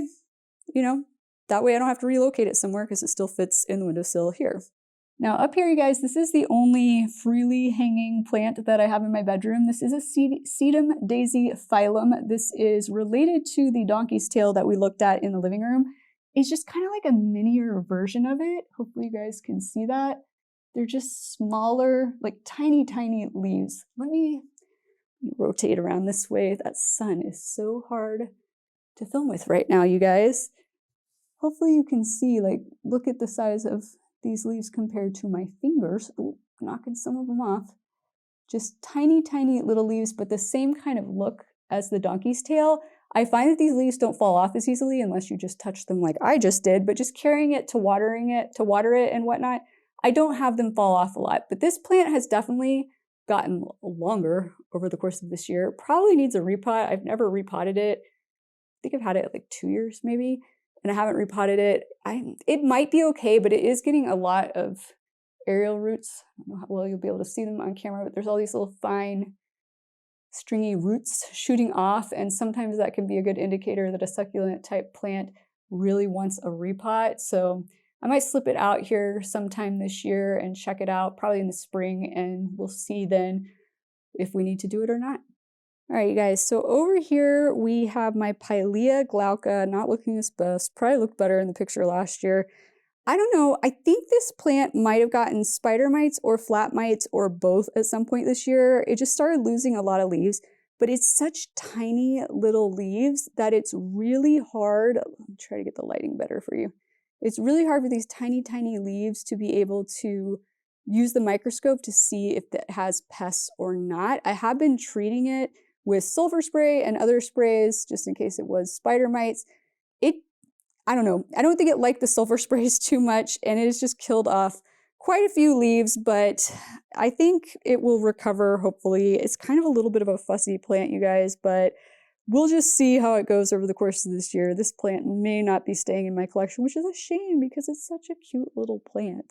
Okay, so over here to the left of, technically I guess this is a southeast facing window because it's at a bit of an angle, but on the plant stand over here, which is where my Aphalanger squarerosa used to live, is my Rhaphidophora tetrasperma. Now, this is a ton of vines in one pot, you guys. I believe it's, I don't even remember how many are in here. Let's see. We got 1, 2, 3, 4. 1, 2, 3.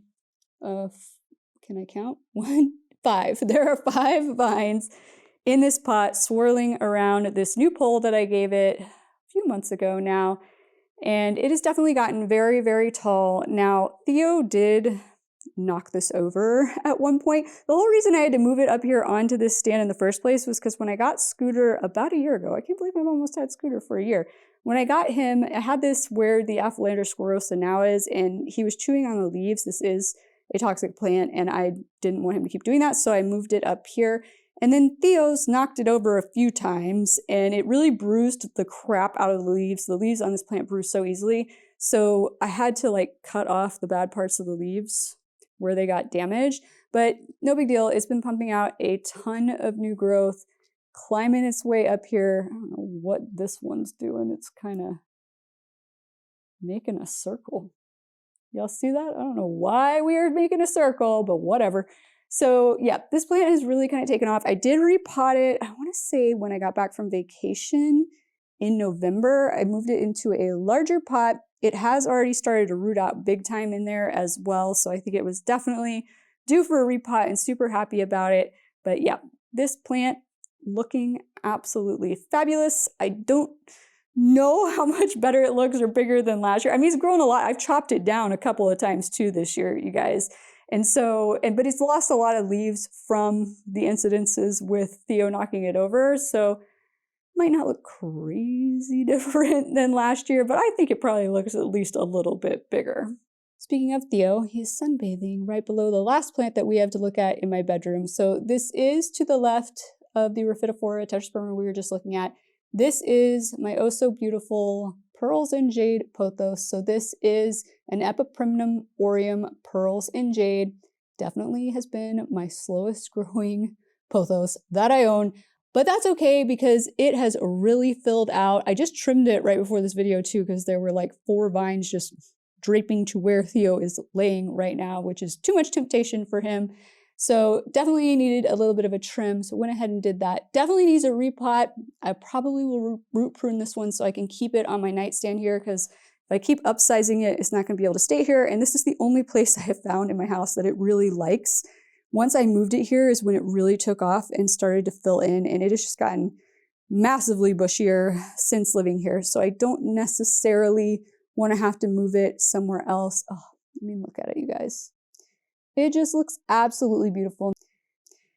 Okay, guys, so we are moving on to my dining room next. These are 2 north-facing windows in here, which this time of the year get less light than they do in the summer, but my plants that I have in here have all been living here for at least 2 years or more. Well, ones that I've had for at least 2 years or more have been living in here and have done just fine. So let's start out in the corner over here. So over here in this corner, we have my oh so lovely Marble Queen pothos, aka Epiprimnum aureum Marble Queen. Called Marble Queen because of the beautiful marbling variegation on these leaves. Now, sometimes it can be a little bit more sectoral like you see there, or super sectoral like you see over there. Sometimes you can end up with all green leaves, which you can see is happening on that one vine that goes all the way down there, but that vine is shooting from the variegated leaves up here, so I could just trim it up to where there's variegation, and it should start to give me variegation again, so I'm not too worried about it. Now, this plant has gotten trimmed a lot this year, and just recently I trimmed it again because it was trailing across the floor. It is a very prolific grower for me, but it has been killing off a lot more leaves lately, and I know it's because it needs another root prune and repot. So I think we're up to 3 plants now on the root prune repot list, including this one. So it has killed off, like I said, a lot of leaves on some of the vines. You can see this one's kind of bare, and you can see where I recently cut it. Well, actually, that's where the most recent cut was. So I'm not too worried though, because I can always cut this back up to the top of the soil and it will put out more leaves. And once I repot it, it will be a lot happier, but it still looks good. It might not look as bushy or long as it did last year, just because it's not happy with me because I haven't repotted it. But it is just one of those plants that is a vigorous grower. It will come back. It is still popping off all kinds of new vine growth up in the top here. Let me see if I can move this so you can see there's new vine growth, those smaller leaves there. That is a whole new vine that is shot off that's going out this way. So as it loses leaves lower down, it will start to fill itself back in. You can actually see there's a new bud starting right there off of that vine I was showing you. No, actually it's a different vine, but also one that's lost a lot of its leaves there. So that'll produce a whole new vine that will replace this slightly bald one. Not slightly, very bald one back here. It's just something that these plants do. Now, I do find they do it less frequently if you stay on top of repotting. You guys. Scooter, you're not supposed to be on the table. I don't even know how he finds his way up here sometimes, you guys. He can't jump with just 3 legs. You know you're not supposed to be up here. Come on. Come on. There you go. Be good. I guess where there's a will, there's a way, you guys, and that's how he got on the table. But as I was saying, if you stay on top of repotting these plants, you typically won't have that problem that I'm having right now. And even if you do, it will correct itself with time. Okay, Next up, we have another, Theo stole my seat. I was sitting here while filming this so I could get it at a better angle for you, and while I was getting Scooter, someone stole my seat. Can I share, please? Okay, Theo agreed to let me share the seat with him. This is another Epiprimnum aureum. This is a neon variety, obviously called neon because of these beautiful neon greenish yellow leaves that do get a little bit of variegation. At least this is the only one I've ever owned, and I have noticed this in stores too. I think it's just something these plants do. They just get that little bit. It's never like huge chunks or anything like that. But this plant I have had for, it'll be 3 years, not 3 years, 2 years in March, I think. It was cuttings that were sent to me by one of my subscribers that lives in Hawaii. And it has really started to take off since its last repot. As you can see, we have a nice long vine here. This is not where it's been living. I mean, it's been living on my dining room table, which is right next to me over here. But I did recently purge from my collection my Schismatoglottis, which was living here just on the floor, not on a plant stand. And I wanted to get this one a little bit closer to the window. I'm trying to get to where I don't have plants living on my dining room table because none of the plants that are on there were supposed to be like permanently living there. And so I don't know, I kind of like how it is here. It's nice having two epiprimnums together. So I might just leave it here, but only time will tell. So I think I should be showing you footage of what this looked like last year. I honestly can't even remember if we looked at it last year. It might have been living in my dining room at this point last year. Either way, it was only in a tiny little 4-inch pot, and it was definitely not even trailing yet. So it has definitely grown a lot this year. But over this corner, hanging from the ceiling, we have my beautiful philodendron Brazil. Love this plant with its variegated leaves, and it has, despite this being a north-facing window, maintained its variegation pretty well. It is definitely a super bushy and full. It has gotten a mini trim down this year, so I'm not sure. This is hard to say with some of these hanging plants how much different they're going to look from last year, because if I hadn't trimmed it, it'd be like to the floor and it would look probably much different. But this one is another one that I probably do need to repot. It has lost a few leaves on this side up on the tops of those vines, but you can see back here it's still got a lot of growth going on up at the top, and there are new vines popping off the top that are growing in back there. So I think it just needs a repot, and at some point I need to strategically probably trim some of those bulb vines one at a time every few months back up at the top, and then it'll start to bush out at the top again. But all in all, has done great for me this year. Absolutely love it. And then down below, we have my massive Stromanthe Trio Star. This is another one of the plants that has been moved into a 15-inch pot. As you can see, I also got another basket situation similar to the one that I had my Tenanthe luberciana in my bedroom. It does have the water catch tray down in there as well, and it has a little stand under it there. I really like this setup. Got this basket and that stand from that same store called At Home. Now, ginger, as I like to call this plant because this is also commonly referred to as a tricolor ginger plant. Theo! He was just grabbing on this and trying to pull it down, you guys. Like, he's never done that before. I don't know why he is misbehaving. We'll get to this plant in a second. But back to ginger. So after repotting ginger, honestly, before repotting ginger, because I waited too long to repot ginger, she was killing off a lot of her leaves, and that has kind of continued since I repotted her. I'm not surprised. The last time we repotted her together in a video, she threw a bit of a fit too. So I'm not worried about it though, because as you can see, new leaf coming in. There's more new leaves that I've seen popping in. There's one coming in right there. She's putting out all kinds of new leaves up on this crazy offshoot that she pushed out earlier this year up here. But as she's doing this, she is yellowing up and killing off some of her older leaves. It's not, there's a really bad one. It's not unexpected because, like I said, she did this the last time I repotted her too, but she'll be fine. She's also probably just kind of making some room for new plantlets to push up in the pot. I have noticed that Calathea and Stromanthe and even Tenanthe will do that when you repot them because it's a rhizome-based plant.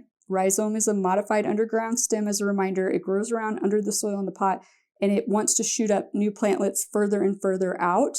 That is why these plants typically have to be repotted very frequently, more frequently than a lot of your other plants might. And when they really want to spread out. So like once they feel too confined, they'll start to kill off leaves and whole plantlets.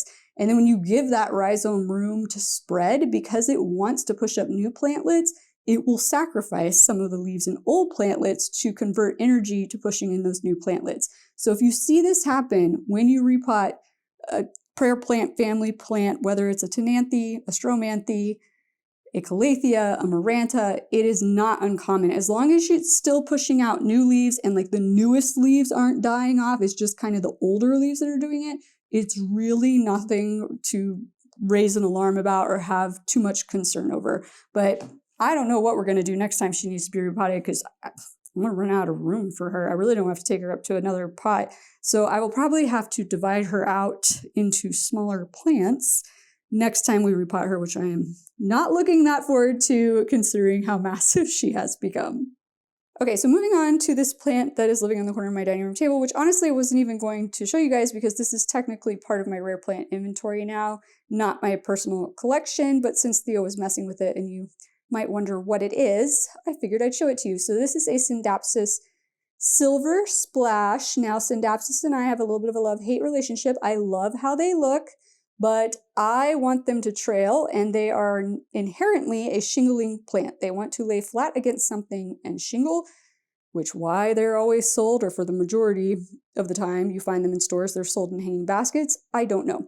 But as you will see when we move into the kitchen, Scindapsus, when you don't let them shingle, they have a tendency to put out runners, which are just extremely long vines with no leaves on them, and it drives me crazy. I don't like it, which is why I will only be keeping one Scindapsus in my collection moving forward, at least for the time being, and that one lives in my kitchen, so we will be looking at that here in a bit, but can't deny this is a gorgeous plant.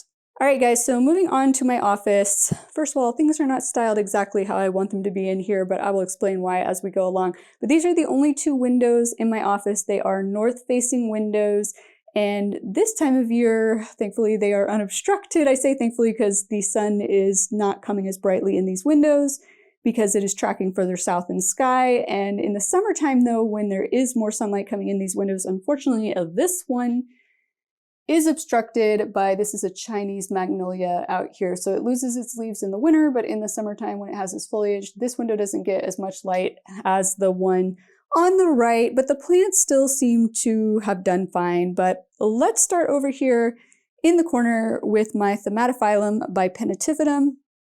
This used to be classified as a philodendron. It is commonly referred to as a split-leaf philodendron because of these large splits in the leaves. Now, this plant can get very large in the wild. It's not going to get as large in my household. It's honestly not been the super fastest grower for me. It has been killing off a few leaves lately as well. So it's probably going to look about the same as it did last year, but it is pushing out new growth right now. There's a possibility it needs a repot too. I'll talk about that in a second. But here's a new leaf that's not even totally hardened off yet that it put out, but you can see it's starting to kill this leaf off. It's starting to turn yellow. So it might need a repot, but typically these plants, they get root bound and then they just kind of sit there. It doesn't really tend to cause a lot of problems, and they tend to take a decent amount of time to get root bound. And a large part of that probably has to do with the fact that they put out a ton. Look at all of these aerial roots, you guys. There are so many aerial roots and it's just crazy. And coming out of the bottom of the pot as well. Last time we repotted this, I think it's probably been about almost 2 years ago. It wasn't even as root bound as I thought it was going to be when I took it out of the pot. So I might slip it out sometime here in the next month or so and just see how it's doing. If it needs to be repotted, we'll repot it, but I just have a feeling it doesn't. But it does have a tendency to kill off more leaves in the winter for me than it does in the summertime. So it just recently got to what I would call winter where I live. So that might account for why some of the leaves are dying off. But all in all, it's still looking pretty good. Now down below the Thaumatophyllum is where my very large rattlesnake calathea that is now in a 15-inch pot is. It has struggled a little bit since the repotting, primarily because it's just hard for me to figure out right away how long it's going to take it to use up its water. So you can see some of its older leaves here. They're throwing a little bit of a fit. Also, I moved it from an east-facing window into a north-facing window, so it's got to adjust to that. And this is still builder-grade window, so these windows get pretty cold. So I think that accounts for why, and these are the leaves, I just rotated it so it's easier for us to look at it, but these leaves were touching the window. So that probably accounts for why those leaves are looking like that. I probably need to move it a little bit further back from the window, but you can see the leaves in the middle here that are coming in that are brand new, they look fine. They're the right shade of green and everything, and it is pumping out new growth. So I know it's okay. It's just going through an acclimation process, and it's just not looking its best while it's doing that. Also, the light shining through the backs of the leaves, because they are that reddish color, is making it look a little orange and yellow, you guys. So I don't want you to look at that and think, oh my God, that plant just looks like crap. A lot of that is just the light that's shining through. Hopefully you can tell now. Through that leaf, because when it's up here you might think, oh, it's a yellow dying leaf, but it's not. It's just the way that the light is shining on it. So all in all though, it is doing pretty well. It's massive. This is another one this is why I say this room is not fully styled. Obviously I've not put this in kind of a basket situation like you saw with the Tenanthe luberciana, and you'll see with another plant here in a bit, but I haven't done it yet because I don't know where I'm going to put this. Like, ideally, this is not like the best setup, because once I put that in a basket, it's going to be a little bit, I think it's going to be a little bit too tall. And as it grows, I feel like it's just going to be too tall next to, maybe it's not now that I'm looking at it on camera. But if I put it in a basket, that basket's going to be way too large next to the basket that the Thaumatophyllum is in. But if I end up repotting the Thaumatophyllum, then it might balance out, and that doesn't look bad next to it. So I don't know. We'll see what will happen there. Now, next to this is my beautiful Syngonium Glogo. Love the Syngonium. I think this is my favorite Syngonium that I own, you guys. I mean, these leaves, it almost reminds me a little bit of a Syngonium batik, borderline like a batik. And the thing I really like about this one though is it is a mini variety of Syngonium, so the leaves do stay relatively small and compact and bushy. And this plant, let me move it out a little bit so we can see it a little bit better. This plant has definitely gotten bushier over this last year.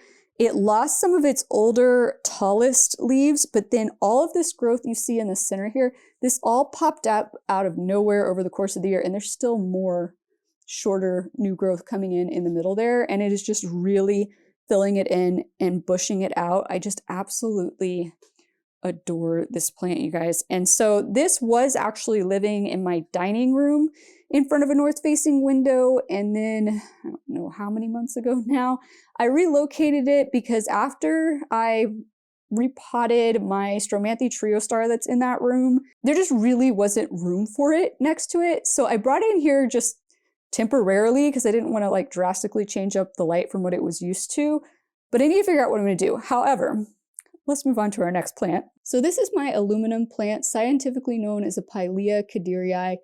Beautiful, beautiful leaves with what's known as blister variegation that creates that silver coloring on those green leaves. This plant is a beautiful plant, you guys. I had been considering purging it from my collection over the course of this last year. Well, actually the year before. And then last year I decided I was going to, but then I got Scooter. And let me back up so you can get a better idea of what this plant, let me move the anthurium here out of the way, is looking like. So it's looking a little bit bald. And the reason it's looking a little bit bald is because Scooter likes to pull the leaves off of this plant and play with them on the floor, just bat them around the floor. He's not trying to eat them or anything like that. He's just ripping them off and playing with them. And so I've been waiting for it to try to I was hoping he would grow out of it, and he sort of has, but then every now and again I catch him doing it again. I wanted it to fill back in more before I tried to sell it to someone, but at this point I'm just like, somebody needs to take this poor thing that has a house where nobody's going to try to pull its leaves off. And so I might just list it for free at this point in one of the Facebook plant groups because, oh my gosh, this poor thing. And I don't want to trim all this off either because it's kind of wonky and long because it's just lost so many leaves. I don't want to cause a problem, but this poor plant just needs a new home. So it's not going to be staying in my collection. So once it's gone, I will only have 2 plants in front of this window. But honestly, these 2 plants we're going to look at next are taking up a lot of space. So even once this one's gone, I don't think it's like I'll be able to move this one over here, as it were. Oh my gosh, this poor plant. Hopefully it looks more full in the picture I'm showing you from last year, because it just looks so sad right now. But all right, let me flip our next plant around so we can see its beautiful front side. Okay, so this plant we're looking at now is relatively new to my collection as of April this year, so we won't have a picture from last year to look at, but this is a absolutely stunning Anthurium Dark Crystal Mag by Carla, for short. I say for short because you're seeing the full length of the name up on screen now. It's a mouthful, but beautiful velvety green leaves with this silver veination. I mean, this leaf is massive, you guys. Look how big it is compared to my hand. Absolutely adore this Anthurium. It's one of my favorite Anthuriums that I own now. Now, it was originally in my IKEA greenhouse cabinet, which is in my office. We will be looking at that in a second, but it got too big. So it is now living in front of the north-facing window right here, possibly permanently. I don't know yet, you guys, because like I said, it just wouldn't fit in the cabinet and I had to put it somewhere where it's going to get light. So that's why I moved it into here. And what was originally in its spot in front of this window is now up on my desk, because because the next plant we're going to look at was up on my desk, but it was getting too big. There's been a little bit of a shuffle around because of having to move plants that were too big. That's what it is, you guys. Like the rattlesnake calathea was too big, so I had to move it in here. The plant that was on my desk was too big, so I had to move it by the window. There's just been a shuffle around going on due to size issues, which is not uncommon as your plants get older and larger. But I just absolutely love this plant. It has not really skipped a beat with the humidity shift from being in the cabinet to outside. Not that it was a drastic change, honestly, this time of year, but I was worried about how it was going to do with the window being colder this time of year, but it's doing okay.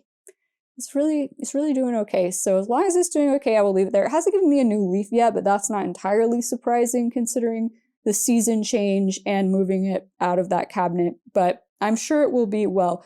However, moving the next plant we're going to look at from my desk to the window, if anything, has just increased its growth rate even more. So this is another newly acquired plant this year. Actually, the majority of my newly acquired plants are in this room. So this was also acquired in April, I believe the same week as the plant we just looked at. This is the largest Anthurium I own. This is an Anthurium radicans by Luxurians. And would you just look at this gorgeous plant? These dark green leaves with that lovely textured look to them. The new leaves, I'm so happy with a new leaf coming in, although I wish it was still a little bit younger because it's starting to turn that kind of orange color, but they come in bright, bright red, similar to the coloration that you see on the petioles here. And ooh, it's putting out another flower, or similar to the color of that flower. I still have 2 flowers over here that I need to remove. They aren't really doing anything. I tried doing some cross-pollination, but apparently it didn't take. There's another flower coming in back there too.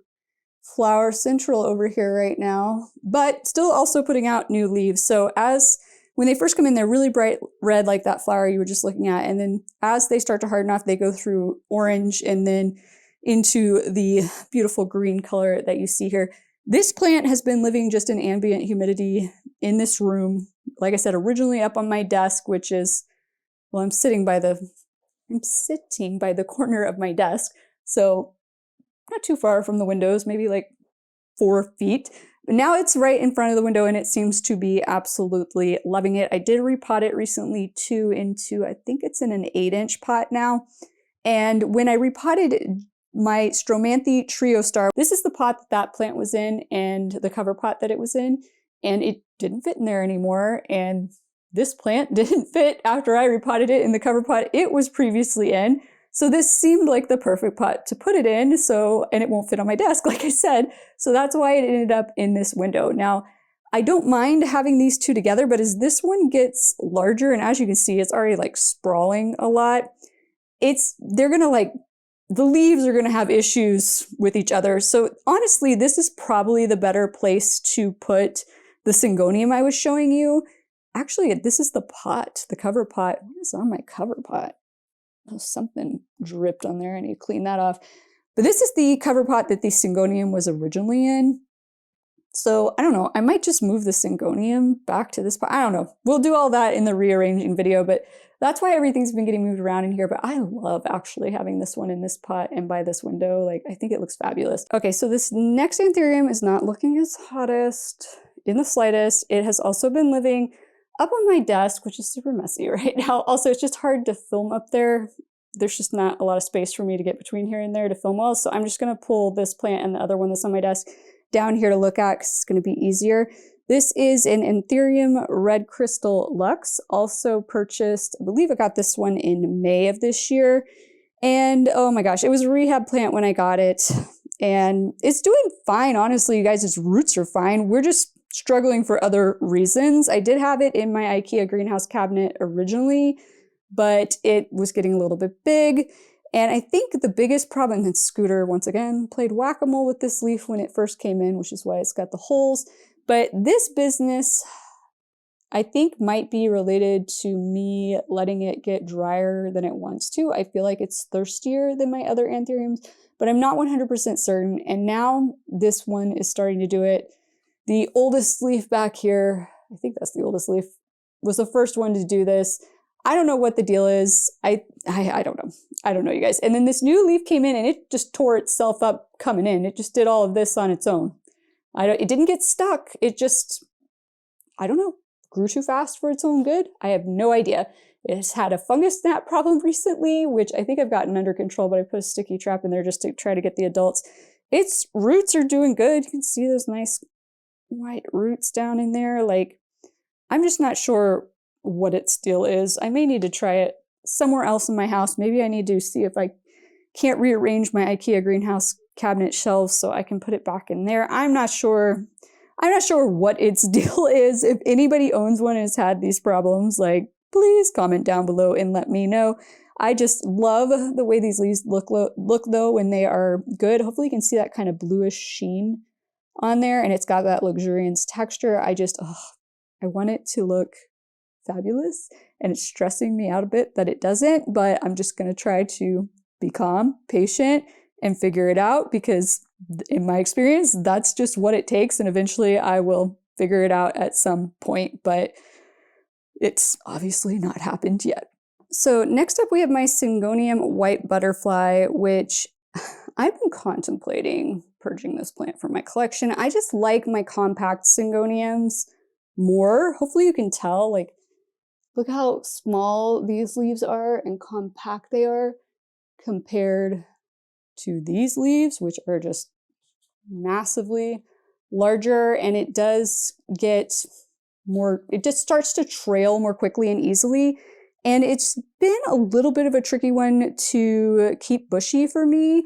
I don't know. I'm not sure about it. And then when I moved it up to my desk, I did not do a good job of rotating it like I was when it lived right in front of this window. And so now it's getting wonky. So let's look at it from last year first. It probably looks smaller and hopefully more compact and bushy than it does now. I have had to propagate it a lot this year because a lot of the vines were getting long and hanging low and tempting the cats. But here's what's happened since I haven't been rotating it, because when I was rotating it, it was staying relatively equally bushy around. But now, you guys, oh my God, I'm so embarrassed to even show you. All right, this side still doesn't look too bad, but you can see the vines, when I wasn't rotating it, the ones that hang low were turning around to go face the window. So still doesn't look too bad here. It does look like it might be killing off a leaf right there. But if we keep going, here's where it starts to look really crazy. Do you guys see this? And thankfully, almost, like, I guess I should say thankfully, these are curving around because it's almost like it's trying to help fill in this side. But the other thing is, you can see these vines are sticking straight up and not trailing yet, and these are trailing. So if these were actually more upright, which I'm just going to try, I can't even make them look that way because they're kind of U-shaped, but you can imagine if they were more upright like that, it would look more bushy, but right now it just looks kind of crazy. And it's growing, you guys. I mean, you can see like all of this growth that is popping out over here. Honestly, I feel like it started putting out more new leaves since I put it on my desk. Maybe it was just a little cold next to the window. I don't know. But it's definitely growing, and it's finally, since I have trimmed it, it had not started to bush out more like the one we looked at, the Glogo that we looked at a few minutes ago. That Glogo just bushed out. I've never trimmed, like propagated that Glogo. It just bushed out on its own. This one I've cut a lot, And it just sat here. You can see where this was cut. It sat here for probably a year doing nothing. And now both of these are finally pushing out some new growth. This one looks like it might be trying to start to push out some new growth. But yeah, a lot of those that I trimmed just sat there doing nothing. I'm like, come on, bush out. Because the second that starts to fill in, it will start to make this not look so gappy. And maybe I will change my mind about wanting to purge this plant out of my collection. I don't even know what is happening here. Like a crazy long end of the vine that has just wrapped itself around it. So I don't know. It needs a little bit of work, a little bit of plant plastic surgery to get it back looking good. But like, I don't know. It's also a little bit too big for my desk, honestly. But I don't know. We'll see. I'm not going to definitely put it on the purge list yet, but it's in the back of my mind that it might happen at some point. Okay, so moving on to my IKEA greenhouse cabinet, you guys. It is over here on the opposite side of the room from these windows, so it really does not get any helpful light from those windows. It's just relying on the grow lights that are in here. And honestly, these grow lights the plants don't film the best, in my opinion, under these grow lights. So what I'm going to do is I'm going to only show you, first of all, my plants in here that are in my permanent collection, which I am in the process of converting this cabinet to all plants that are in my permanent collection. However, this whole second shelf here, and looks like 1, 2, 3, 4 of the plants on the third shelf there are still plants that are part of my rare plant inventory. And so I need to sell those off. And then this is solely going to be a greenhouse cabinet just for plants in my permanent collection, primarily my smaller anthurium. But let me grab our first one to look at. All right, you guys, I've been struggling for like the last 5 minutes trying to figure out good lighting for this one. And I think this is the best lighting I've ever gotten for this plant when I've shown it to you. It still looks a little bit darker in person than it does on camera, but hopefully you can see how velvety green these leaves are and the bluish kind of sheen it gets when it moves in the light. So this is an anthurium pink lemonade by Eastern Dress Leary. Now, all these anthuriums we're going to be looking at, with the exception of one that are in my IKEA greenhouse cabinet, are going to have been acquired this year, most of them between April and June. I got a few later in the year, so we won't have previous pictures from last year of them. But I absolutely adore this plant. It has been doing so well for me. It needs to be repotted again already. I've repotted it once since I got it.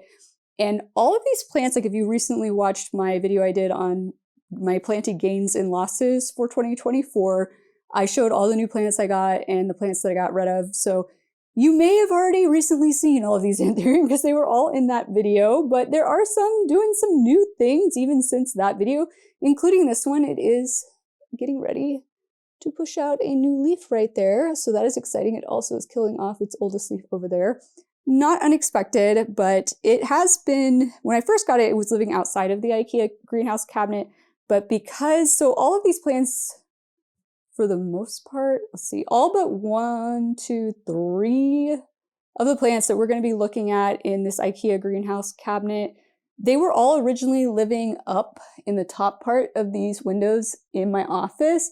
But because we are now officially into winter and those windows are getting super cold and they're builder grade windows, I decided it would be better to move these into the greenhouse cabinet just for warmth.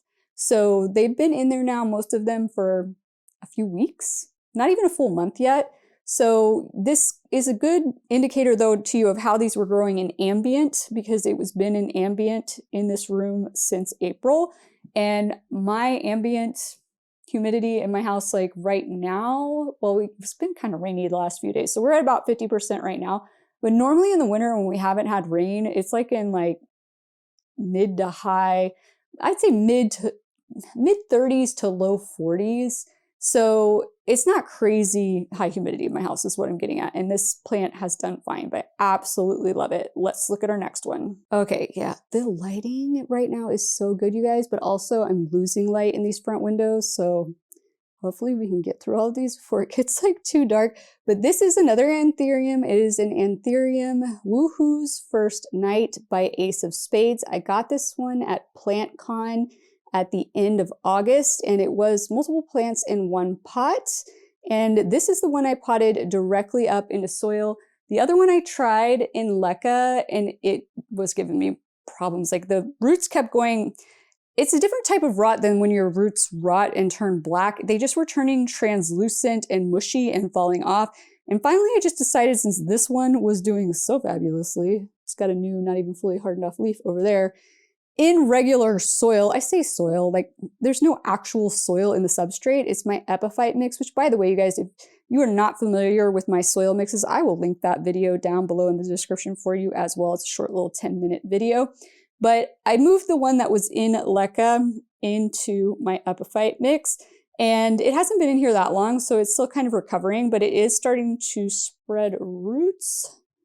There's one right there that you can see. So obviously it is happier in soil. I'm just waiting for it to start to push out a new leaf, and then it should be on its way to looking as good as this plant. One of the things I absolutely love about this plant, besides the fact that it does have, once again, those velvety green leaves that are dark and kind of have that blue sheen, is that this plant has these gorgeous, like dark red petioles and veining on the back of the leaves. Oh, it's just such a beautiful plant. All right, next up is an Anthurium Ace of Spades by Long Bullet Pap. That is an abbreviation. A lot of these that I'm saying out loud are going to be abbreviated, but I will have the full names up on screen for you. This one just recently started giving me a little bit of funkiness with some of this yellowing on this, and I don't know why. Once again, it was outside of my cabinet, is now moved in. I wonder. Okay, I've been experimenting with moss collars around the top roots to encourage those roots to grow down into the soil. That is literally the only thing that I recently changed on this. So if that is what is causing this, that moss is going to go bye-bye. Just telling you that right now. But let's take a look. I know it's not got a problem with its roots. Look at those roots. And if you're curious about these pots, they are also linked in my Amazon storefront. I find that my Anthurium are loving these pots with the holes in the sides for better aeration. And those of you who are wondering, well, what happens when they grow through the holes like that? You see there how that one's just dried off. That is what is called air pruning, and it is supposed to help accelerate your plant's growth. They design pots specifically for air pruning to encourage the roots to keep growing more quickly, and it seems to work. Doc Block, if you are not familiar, Doc Block, big name in the Anthurium world. I did go out and film. He invited me out to film a tour at his place back at the end of September, and he grows his mother Anthurium plants in accelerator pots as well. So if it works for him, it should work for us. But the only thing that is bugging me about this plant right now is that slight yellowish to those leaves. It's also reading a little bit more green-yellow than green on camera right now for some reason. I'm not sure why. Now, I'm waiting for this one to push out a new leaf, because the last leaf, was that the last leaf it gave me? Oh, the last leaf is the one we just looked at that was good, but the one before that got stuck. I thought this was the last one. Nope, I'm wrong. One before that got stuck, so I'm really hoping we keep getting leaves like this one that do not get stuck and tear. And I think it gave me this one after I moved it into the IKEA greenhouse cabinet, so could have possibly been a humidity issue for that other one. But I'm interested to see how this one starts to look over time. It does have those red petioles, but they are nowhere near as dark as on that plant that we just looked at. All right, this next Anthurium is probably my second favorite Anthurium that I own right now. This is another pink lemonade cross. So this is a pink lemonade by Bessier AFF by Carla Blackier. Hold on, you guys. Why am I second guessing myself on that? Nope, that's right. I had to check the tag, but that is correct. These new leaves, you guys, do you see this? Let me try to pick this up. I don't want it to have a ton of glare on them. Where can I get it so you can see? There, that's a little bit better. See how beautifully dark red this leaf is? They come in almost like a black red. It's so beautiful. And then let me try to, this pot does not really want to balance on my makeshift stand I created for you guys. Hold on. Okay, we're stable. Oh, that leaf. Oh, it's so much better in this lighting, you guys. Apparently, I need to just film next to this window like an hour before sunset to get the leaves to look closer to their actual color for you. This plant gets such dark leaves. I mean, it is almost black, you guys. It still looks darker in person, don't get me wrong, but it's so much closer to the right color in this lighting. And look at that sheen, that blue sheen. Oh my gosh, you guys, just look at it. It's just a moment of silence to enjoy the beauty of this plant. I mean, and those silver veins that are kind of take on that almost greenish glow to them. It is so beautiful, you guys. Oh my gosh. I got this from Fontanimal Plant House on the Palm Street app. If you're not familiar with the Palm Street app, welcome to your new addiction. There's a link below in the description for you. You also get $5 towards your first purchase when you download using that link. Just letting you know, that's where I got this plant, Fontanimal Plant House. I'm flashing it up on the screen for you. They have gorgeous anthurium, including this one. I mean, it's so beautiful, you guys. I'm gonna quit gushing over it. We've got more plants to get to. Okay, so speaking of Fontanimal Plant House, the next two plants that we're looking at are also from them. By the way, you guys, that the pink Pink Lemonade by Eastern Dress Leary that we looked at was also from Fontanimal Plant House. And the Ace of Spades by Long Bullet Pap, also from Fontanimal Plant House. As is this beautiful Luxurians, so Anthurium Luxurians by LLB Pap. Once again, it's a mouthful, which is why I am not trying to pronounce all of it. It is up on screen for you, but has that texture, that luxuriant texture that I absolutely love. And this has that slight bluish sheen. It's not as noticeable on these leaves as it is on that last plant we looked at, but also has those beautiful red petioles, the red veination on the back of the leaves. And unfortunately, this plant, the first new leaf it gave me was this beauty.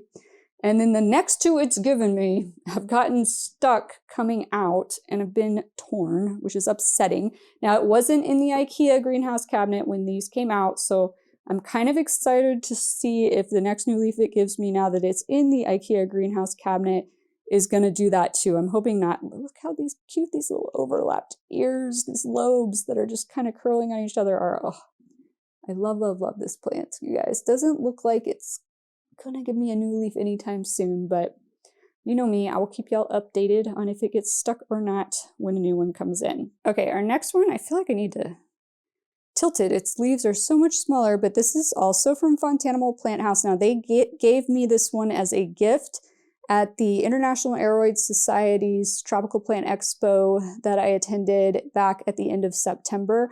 This is an Anthurium Funky Dark Mama by Report, and it is going to be the longest leaf anthurium, like the longest, narrowest leaf anthurium that I own. It should have a nice flat sinus on it, and it was just an itty bitty baby when I got it. These are two new leaves that you're seeing here. It does have kind of that bluish sheen on it once again, and then it just, you guys, gave me a new leaf, and it's not even hardened off yet.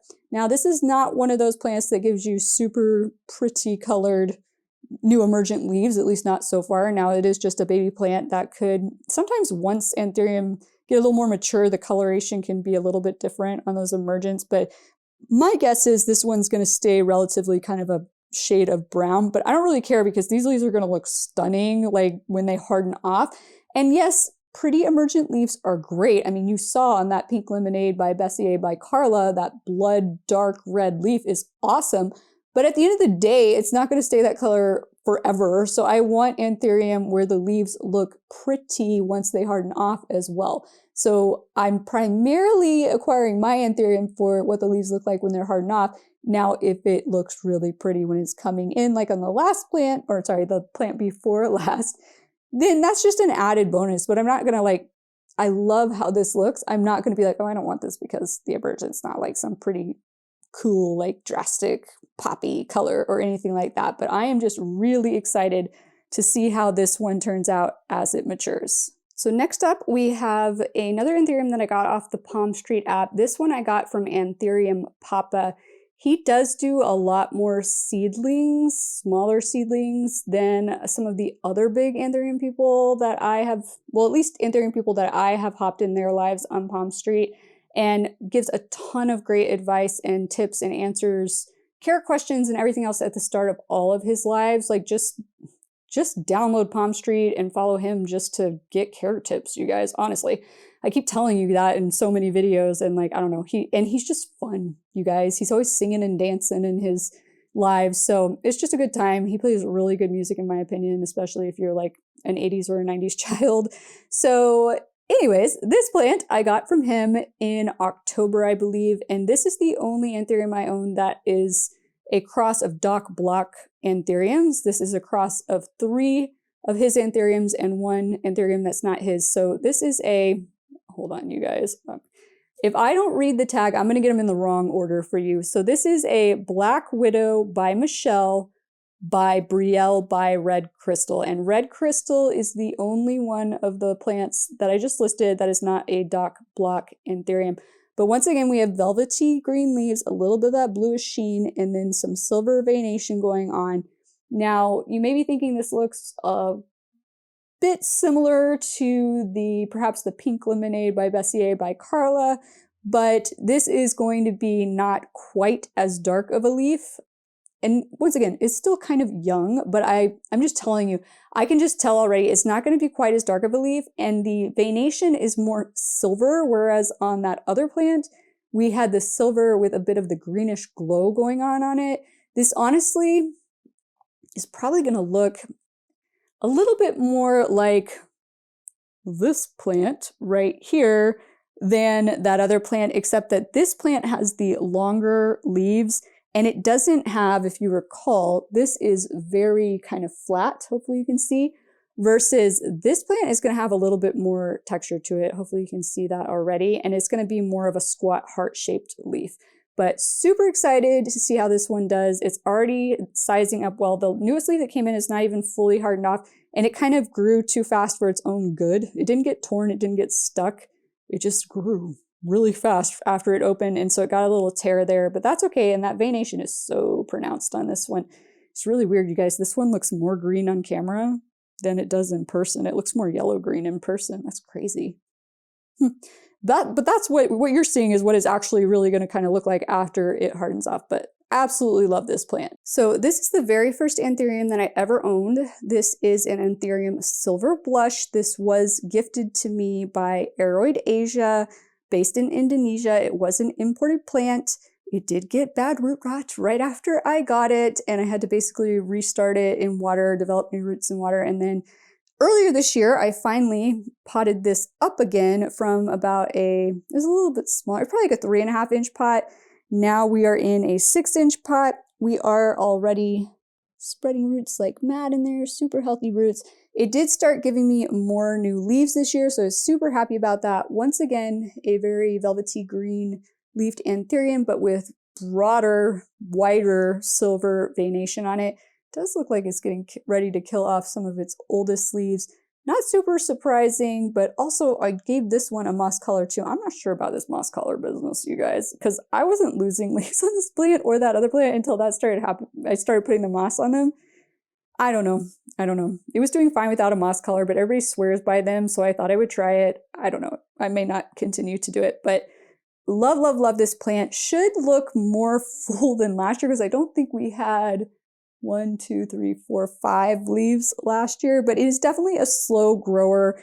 It is related to the Doriaki and notorious for not growing super fast like the Doriaki. So I'm not surprised that I haven't gotten a ton of crazy growth on this plant, but I still absolutely love it. And it's able to stay living in my greenhouse cabinet like it always has because it stays relatively small.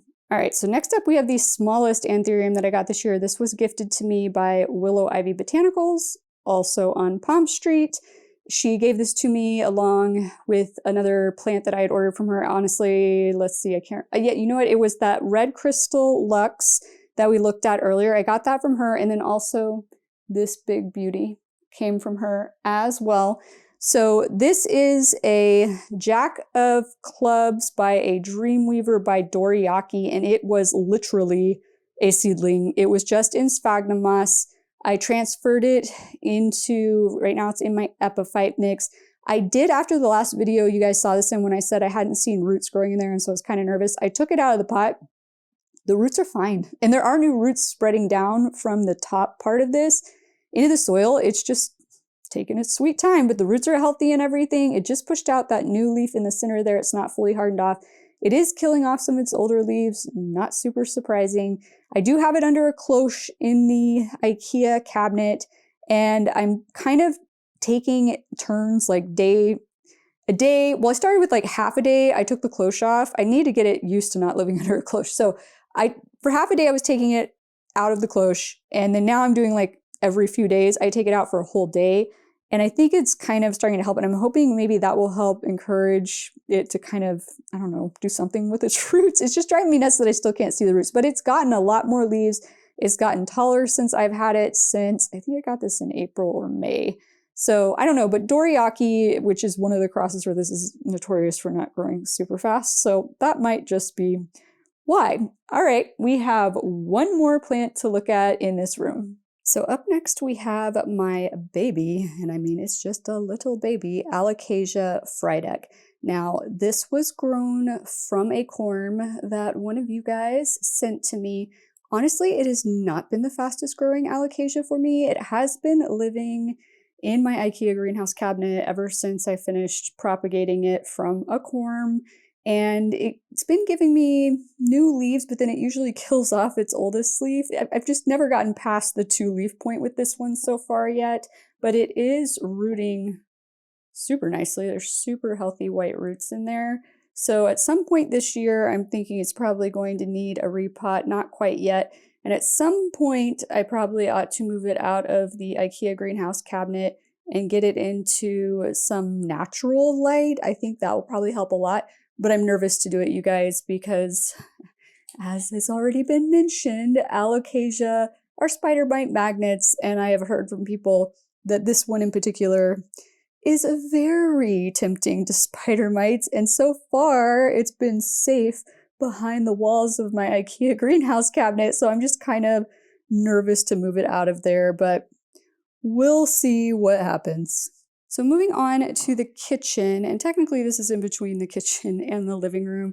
So this does get a little bit of light from my southern facing windows, and then once we get further into the kitchen, I will show you the other window that it kind of gets light from, but it's pretty far back from those windows. However, it does really seem to like the light that it gets, and it doesn't even get that much from that light, the Soltech Vita grow light up there, but it's been turning some of its leaves towards that light instead of the windows, so something about that light is attracting it. But this is my Philodendron El Choco Red, scientifically known as a Philodendron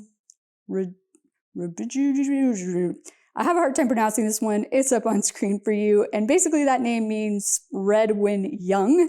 And the reason it is named that is because these beautiful green velvety leaves with this kind of beautiful kind of glowing green veination. When these leaves come in, they are this lovely shade of red on the backside, and then over time that will fade away. Now, if you're wondering what is all over this plant, this is something that happens with velvet-leafed plants in general, but in my experience, larger velvet leaf philodendron in particular, this is just like, it's like a sticky kind of substance that is on the leaves when they unfurl, and it's really hard to get off without kind of damaging the leaves, especially if the leaves aren't fully hardened off, and this one is not even fully hardened off yet. But you will notice it on most of them, and I could try to scrub that off, but I don't worry about it too much. I mean, you can't really, it's not like super obvious unless you're all up in its business. Now, the cats did, not too long ago, one of the cats, I guess I should say, it was instigated by one cat, and then the other cat knocked this stand over. I did have this, it's in leca. I did have it in a beautiful ceramic pot that went well on the stand, and it got smashed in the process, and I have not yet replaced it. Very upset about it. But this plant did land face down, and at the time, I filmed a video the day after it and featured this plant. At the time, we weren't seeing a lot of damage, but now I can see there are some tears in the leaf there. This one got a little something on the corner there. This is the one that looked damaged the day after we looked at it, but there is some more damage up here.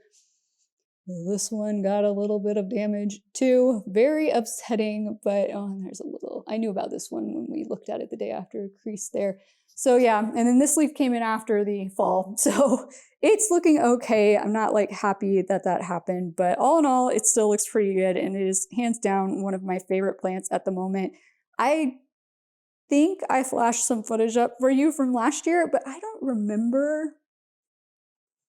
This plant might not have been in last year's video because it might have been part of my rare plant inventory at that point, or I might not have received it yet at that point. So if I haven't flashed up footage of it from last year, that's because it hadn't yet made its way into my permanent collection, but I'm glad that it did because look how beautiful this plant is. So moving on to the breakfast nook part of the kitchen. So we do have a southeast facing window here and an east facing glass door here. That is where all the plants over on this side of the kitchen get their light from. Now I do want to do a little bit of a restyling situation in my kitchen in general, but definitely on this side of the kitchen sometime this year. But currently we have, and it's been living here for years now, on the table here, my beautiful Calathea orbifolia. Absolutely love this plant. It's been pumping out a lot of new growth lately. Look at that beautiful leaf. Did discover flat mites on it when I got back from vacation at the beginning of November. So some of the leaves still have a little bit of a sulfur spray left on them. But this plant has done about how it normally does for me over the course of this last year. I think it was this year that I repotted it and took it up into, I believe it's in an 8-inch pot now. And it did okay with the repot, but as is usual with this plant, it has a tendency to kill off one leaf and give me a new leaf at the same time. So it never really looks incredibly larger, but the size of the leaves I feel like have gotten bigger over the last year. I'm not sure how obvious it will be comparing the two, but I absolutely love this plant, and I guess it's good news that it's not growing like crazy out of hand, because at least that way it can stay on my table here, which is really just a glorified plant stand. But over here, we have Scooter trying to steal leca out of a plant. Hold on. Scooter, you don't need to steal the leca. You have toys.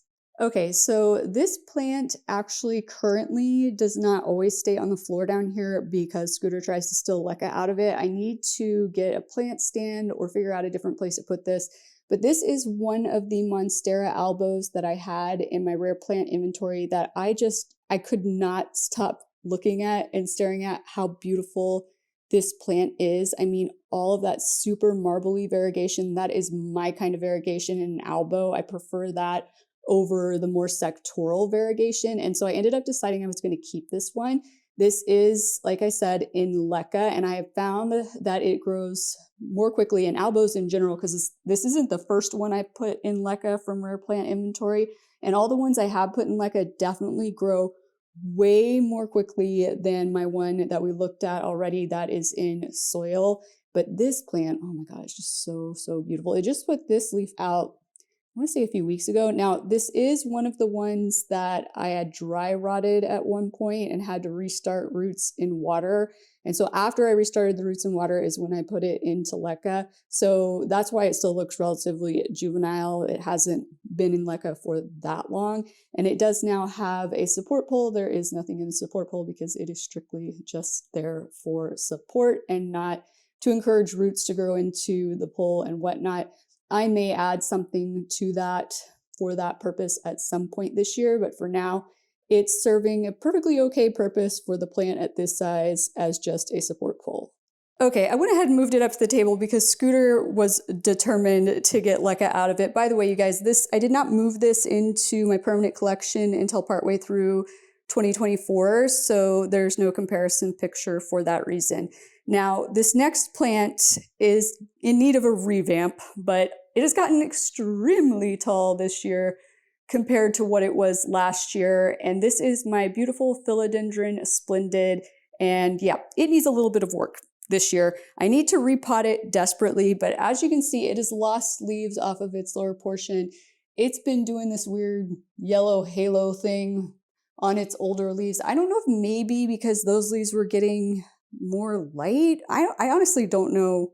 I don't know what is causing that, honestly, you guys. Maybe just because it needs a repot, who knows? But all of the new leaves are coming in much larger, very beautiful velvety green leaves. This is a cross between a Philodendron melanochrysum and a Philodendron verrucosum. Does get that reddish reddish color to the back sides of those leaves. And as you can see, it's already outgrown this pole since I did this. I feel like it hasn't been that long. I guess maybe it was back in like July was the last time I extended this pole, but I have more extensions to add to it. But what I need to do, because we don't have that much further to go till we hit the ceiling, is I need to air layer it and then do a chop and extend. So I have the materials to do that. I just haven't done it yet. I will definitely film it for you guys when I do. But basically, I'm just going to air layer around one of the nodes probably this one, just because this leaf is already starting to do the yellowing thing. So I would like to do it right below where we have good leaves. And then once I get roots developed from here enough to support the foliage above, I will chop it right about there and probably sell off the lower portion of the plant and keep the top portion of it and pot it up into a new pot. But I absolutely love this plant. I will say though, you guys, like, plants on poles are starting to try my patience. The thing I don't like about them is, like, if they start to lose older leaves, it's really obvious. I mean, it gets really bald on the bottom and you like are forced to do a chop and extend. And depending on how fast the plant's growing and how quickly it decides it's going to kill off its older leaves, which in my experience, the faster they grow, sometimes the more quickly they kill off those older leaves, the more frequently you're having to do that. And that can become a bit of a hassle. So I kind of like slower growing plants on poles. And this is definitely not a slow growing plant, at least not for me. But I mean, it's absolutely gorgeous, you guys. Come on. Look at that. How can you not love it? But up here we have my Syndapsis pictus exotica, which is not going to be looking as good as last year. There's no way. I mean, there's just no way. So something I don't think any of you know, because it just happened recently, like within the last month to 2 months, this plant was killing off a bunch of leaves. As you can see, it still is. They're turning like yellow. And I was kind of like, what is going on? I knew I needed to give this plant a repot. It was way overdue for a repot. And so I was like, all right, well, maybe I should just repot it. Maybe that's why it's doing this. And honestly, I took it out of the pot and discovered that it had a touch of root rot. And it's probably my fault because I think it was drying out so quickly from needing to be repotted that I wasn't increasing my watering schedule quick enough for it, that I think the roots got too dry and couldn't rehydrate. And that's why they rotted. So I cut all the root rot off, gave it a root rot treatment, which my root rot treatment is just 1 part hydrogen peroxide to 2 parts water. I just swished the roots around in that, potted it up in a new clear pot because it wasn't in a clear pot before, so that I can keep a better eye on those roots. And basically just took it from a 6-inch pot back to a 6-inch pot because I had to cut some of the roots off, so that worked. And you guys, the roots are doing awesome. So as you can see, tons of new super white healthy roots growing around in there. But for whatever reason, it's still just killing off leaves. I don't know if maybe because it's just like, here's another one. I don't know if maybe it's just because it's focusing so much on developing those newer, healthier roots that it's just going to hold off on producing new leaves. And maybe it's just sucking the energy out of these leaves to put towards those roots. I have no idea. I'm just going to be chill and let it do its thing and hope that it starts to push out some more leaves, because when they do come out, they look absolutely gorgeous. But the other thing is, it's still growing, you guys, but it's giving me runners. All these annoying runners with no leaves. So this is a plant that might be getting purged out of my collection this year. Even if it gets back healthy, if it keeps putting out constant runners, I'm just over it. So it might be getting purged, and then we'll figure out what we're going to hang up here in its place. And then down here in the window, we have the string of pearls that I showed you earlier that I've been propagating from the vines from the mama plant that keep getting broken off by Theo. And then we have quite a few new Hoyas, and these are all Hoyas now that I think about it. And the lighting, as you can see, is getting a little funky. So I'm going to pull each of these out to show to you. And none of these were in my collection prior this year, so we won't have any comparison photos for these. Okay, so first up is one of my newest Hoyas. I just got this in November, so a little over a month ago. Yes, a little over a month ago. This is a Hoya Hushkaliana. Similar variegation to the Hoya Crimson Princess that we looked at in my bedroom, where it's kind of light variegation or light colored in the middle and then green around the edges. Some of these are almost all kind of cream looking, and there's a few that are all green over there. That's just like one vine, I think, that's doing that. But absolutely love this, and that it has smaller and less oblong shaped leaves to it. Now, you guys, all these Hoyas I'm going to show you right now, like, they've kind of been acclimating to my home in this windowsill / sort of quarantine. Not that they're that far away from other plants, but I didn't really have anywhere else to put them. So I'm not sure where these are going to live permanently yet. Some of them, like this one, we will figure that out when I do the rearranging video that I keep talking about. But I am super happy to have this in my collection. It's been on my wish list for a while. So Yay, crossed one off the wish list this year. Quick side note, you guys, once I don't have a ton of plants acclimating on this windowsill, one of the things I'm thinking about doing in here is moving my philodendron ploumanii, which we will be looking at in a bit, down here and possibly putting another crawling philodendron down here as well, and then putting another climbing philodendron over here because I think that would look really pretty. But comment down below and let me know what you think. So next up we have a Hoya NAP019. This was actually gifted to me by Texas Plant Connection when I filmed a video out at their nursery earlier this year. Actually, the next four, well, this plus three, the next three that we're going to look at were gifted to me by them. I am really starting to like this one the longer that I have had it. These are the two new leaves now that is put out. You can see green with that kind of speckly grayish silverish variegation on it, and it has kind of a matte sort of finish to the leaf instead of a glossy finish. I'm really liking it. Is putting out some new leaves right there right now too. They come in kind of a purplish color. It's really interesting, and I've seen ones that are sun-stressed that take on kind of a purple color. So I'm really excited to see how much this one grows over the course of this year. And next up we have a Hoya Rebecca. So this is just a plain green Hoya. Does have more of that pronounced veination on it, as I'm sure you can see here, which I'm not usually a huge fan of like pronounced veination on Hoyas. It's just, I don't know. It's not my favorite thing on Hoyas, but I don't mind it as much on smaller leafed Hoyas like this as I do on larger leaf Hoyas, which I in general don't like huge leafed Hoyas. But this thing is growing so fast. Like this floppy vine here was, I mean, you can see where the cut is right there at the bottom of that vine. That's all that was there when I got this. So that whole floppy bit of that vine has developed since I got this, and I got these ones that were gifted to me from them back in September, I believe.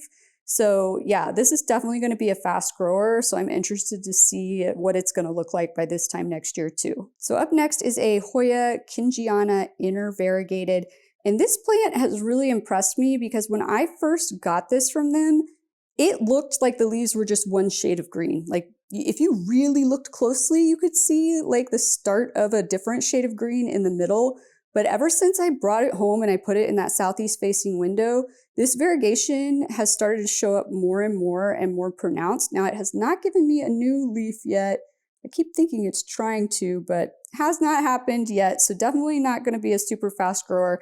It is a bit of a larger leafed Hoya, borderline too big for me, but I am really fascinated by the wavy edges of this plant. So I'm not sure. Only time will tell how I feel about this plant. It may not stay in my collection, but right now I really just want it to start growing and giving me more leaves so that I can decide how I really fully feel about it. So this next plant is a Hoya Canary Splash, and this one's not super, well, it's just one leaf first of all, but it's not super splashy looking as of yet, but hopefully you can see some of that kind of silver gray variegation down on there. I have a feeling this is going to be one of those Hoyas that looks slightly what is called crusty as it matures, but right now it's just one leaf, so I'm just waiting to see what it's going to look like as it gets more leaves. It does look like it's finally getting ready down there to push out a new leaf, but just a little itty bitty baby. This is another one that may or may not stay in my collection. Just I'm waiting to see how I feel about it once it grows a little bit more. Now, this is a Hoya that I also got at the same time as I got my Hoya Houseplants back in November. This was kind of not a planned purchase. I kind of got talked into it, but I'm kind of glad I did. It is a Walliana, something along those lines, inner variegated. I will, of course, have it up on screen for you. But similar kind of variegation to that Hoya Houseplants, but a different kind of shape to the leaves. It is more elongated, but still smaller than the Hoya Crimson Princess that we looked at. This one has not, I don't think it's given me a new leaf yet. I have a feeling this is going to be a slightly slower growing one just based on what I've read about this particular Hoya. I don't think it's going to be like crazy slow, but probably slower than my more green or less variegated smaller leafed Hoyas. But the pictures I saw of the ones that are mature were awesome. So I'm really excited to see how this one develops over the course of 2025. And I also got this Hoya at the same time that I got that last Hoya and the Hushkuliana. This is a Hoya VL9. So once again, green leaves with a little bit of that silverish gray splash on it, but this is a more oval shaped, oblong leaf and very cupped. I hope you guys can see that. Super cupped, super thick leafed. But this one is growing, it's not growing as fast as that Hoya Rebecca, but it's pretty close to it. And it's pushing out a whole new vine down there at the bottom.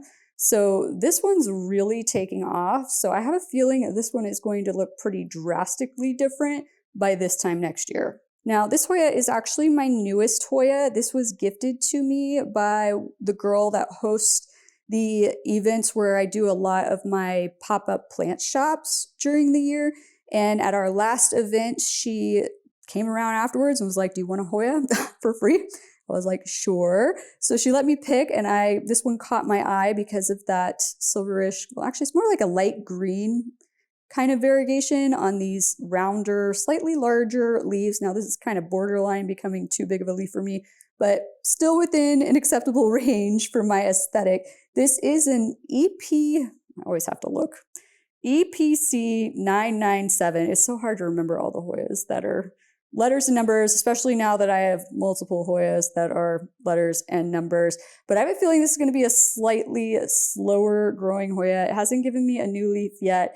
And I'm not sure yet if I'm going to let this one trail or maybe put it on a trellis. Only time will tell. Right now, I'm just letting it get acclimated to my house. And then last but not least, we have my Hoya Matilde, which was gifted to me by Aroid Asia back in, I believe it was October. And this was a fresh import. It didn't have a ton of roots, and it did have some rotted roots when it came in. So I did have it in water for a while it was developing some more roots, and then I finally potted it up, and it is pumping out a bunch of new growth. There's a new vine pushing off there. There's a new vine pushing off back there. Once again, absolutely love the silverish, grayish speckling on dark green leaves like this. This is a more round shape to the leaves than some of the other similar Hoyas that we have looked at today. But this one should grow, just based on the fact that it's already pushing out 2 new vines and hasn't even been in this pot for 2 full months. I think this is going to look drastically different this time next year. I think it's going to be a much bushier, much longer Hoya, and I am so excited about that. So before we move on to the other part of the kitchen, this was just hanging out on the other part of the kitchen because this was until a couple of weeks ago in one of the top windows in my office, and it just has not been doing fabulously for me up there. And then once it started getting cold, look what happened to this leaf. I think it was just too cold in that window for it. So I moved it into my kitchen over by my sink, but there's not really room over there for it. So I think I might just leave it over here on this table for a bit so it can get some better light, be warmer, and we can see what happens. This leaf was coming out when I moved it out of the window in my office. And this leaf actually looks the closest to what this plant's leaves should look like. This is a Syngonium Elano Cardi Road. Syngonium Eurythophyllum Lano Cardi Road. I think that's what the full name is. I got this at a plant swap. I don't even think this was featured. It might have been in last year's video.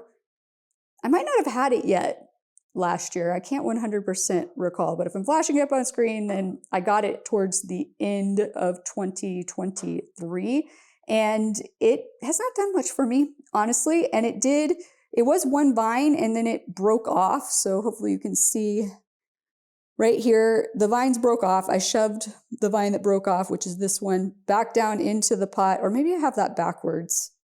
It might have been broken off the other way, and this is the one I shoved in. I can't fully remember. But if you can see here, this is not the color that these leaves should look. And I think maybe they got pale because it was broken and I didn't know it was broken. So it didn't have any roots on it. It was just hanging out there, like partially hooked on the pot.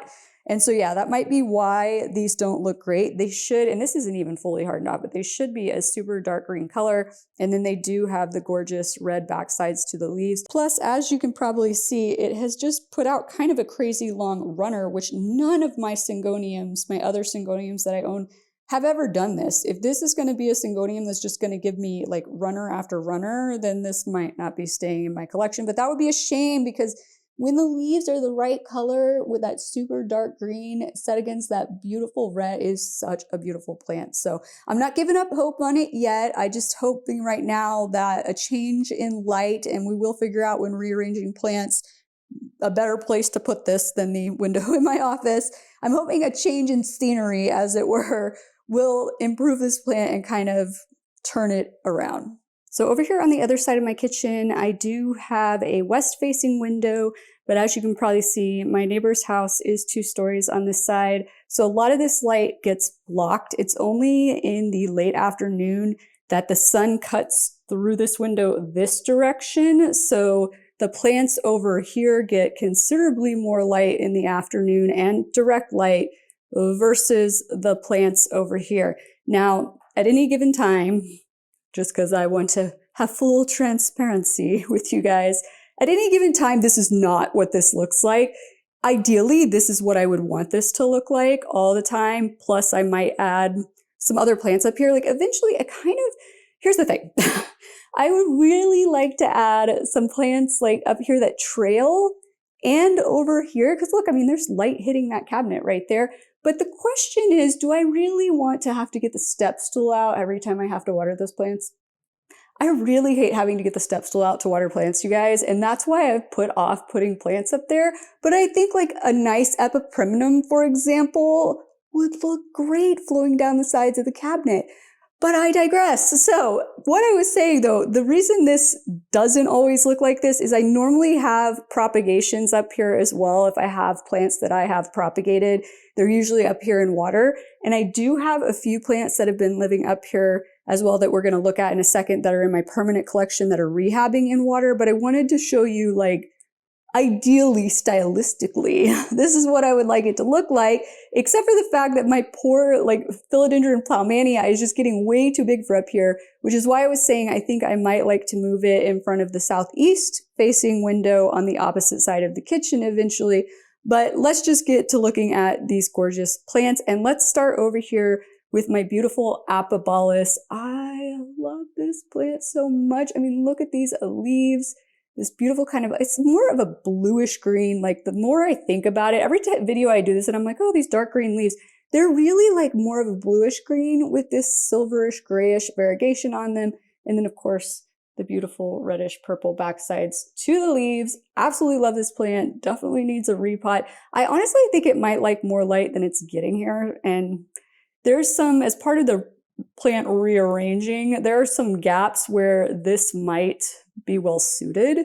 So it might get moved as part of that process, but absolutely adore this plant. Now on this cute little stand here, I have 3 plants that are not going to always be able to stay up here. Well, one of them might be able to, but as they get bigger, like there's only so much space. You have to have like, these plants here would have to be in these little, I think they're about 2.5 inch pots, but this plant probably can stay here for a long, long time. Let me get in better light for you. Okay, so this is my Peperomia albovittata piccolo bando is the variety.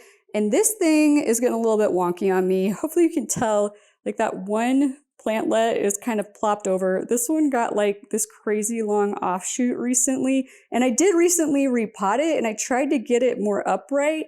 And then it kind of just flopped over again, but it does have a new plantlet pushing out right down there too.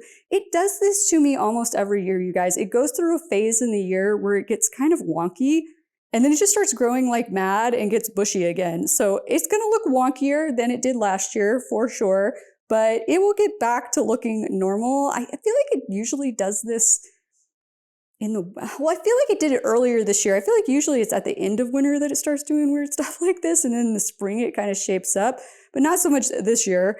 I think maybe I should put like a little support pull in here so I can pull these back upright so it will look a little bit better. But once again, I also recently repotted it, so I think it's just throwing a little bit of a fit. But I absolutely love this plant with this gorgeous like reddish striping against light green on the leaves, and it stays relatively small like most Peperomia.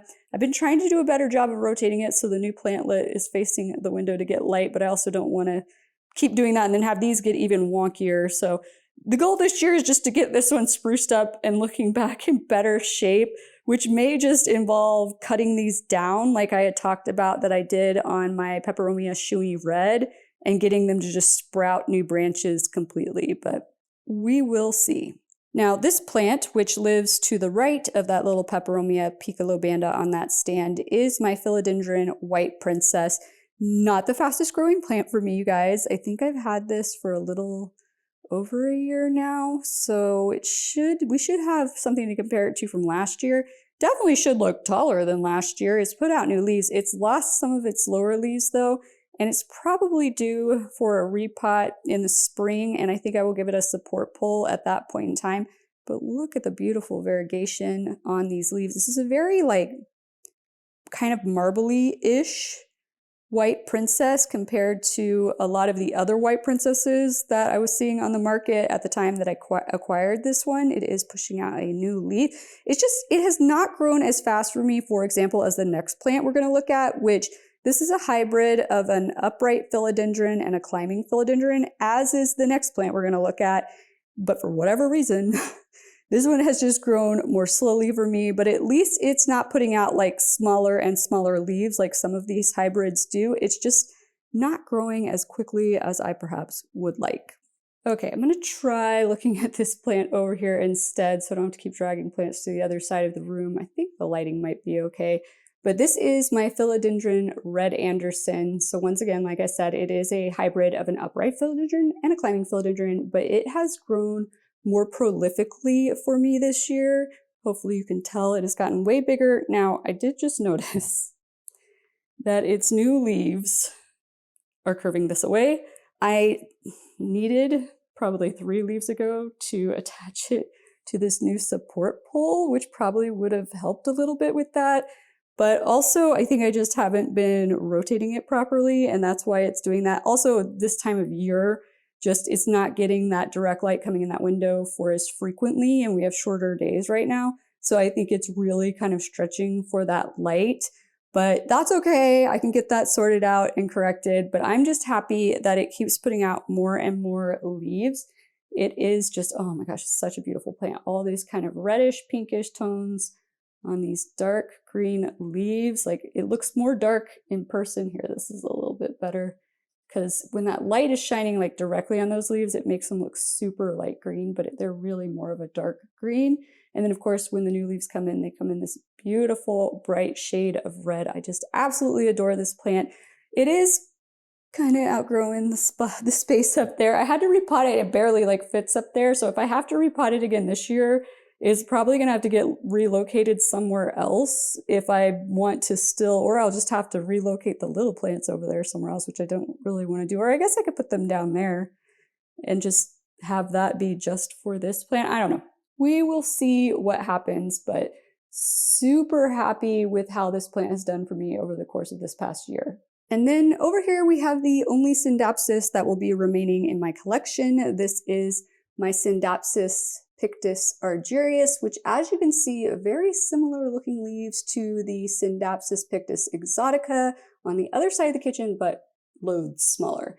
And I think the fact that it has such smaller leaves is part of the reason maybe that it's not giving me as much of a problem with runners. Now also, I haven't trimmed this plant at all this year, but it's also grown back up over itself. Like, so you guys can see, like there's a looped vine there. So I have not wanted to untangle it though, because I'm like, if it's not giving me runners, I don't want to mess with it. If it's happy and not giving me runners, I'm just going to let it be. But I have no idea how actually long it is, but it's got to look bigger than last year and longer than last year, because I had repotted it, I think 6 months before I did my full houseplant tour video last year. I had repotted this and it had thrown a little bit of a fit, and I think I had to trim some of it back at that time. So it's definitely grown a ton since then though. I have lost some leaves over the course of the year, but not many. And I'm just really happy with how it's doing. Now next to this is my Haworthia rotusa, which I absolutely adore. This is kind of hard to film reaching over the sink though, so let me move it out of here. So I definitely need to look into repotting this plant this year. It is, I mean, it is grown. It's a succulent, so it's probably not going to look like it grew a lot over the course of the year, but it has produced so many pups in here. Like each one of these is a individual plant. There's more pushing up between. It was not this many plants in one pot when I bought it. And I need to, like, even if it's not root bound enough to need to go up a pot size, I need to separate some of these out because it's just getting a tad bit crowded in there. And it loves life in this window though. I was kind of worried at first that it was going to get really stretched out looking because it's on the side of the window that doesn't get the direct light rays, but it's done okay. Ooh, look, it's trying to pull out of its pot. How rooted is it?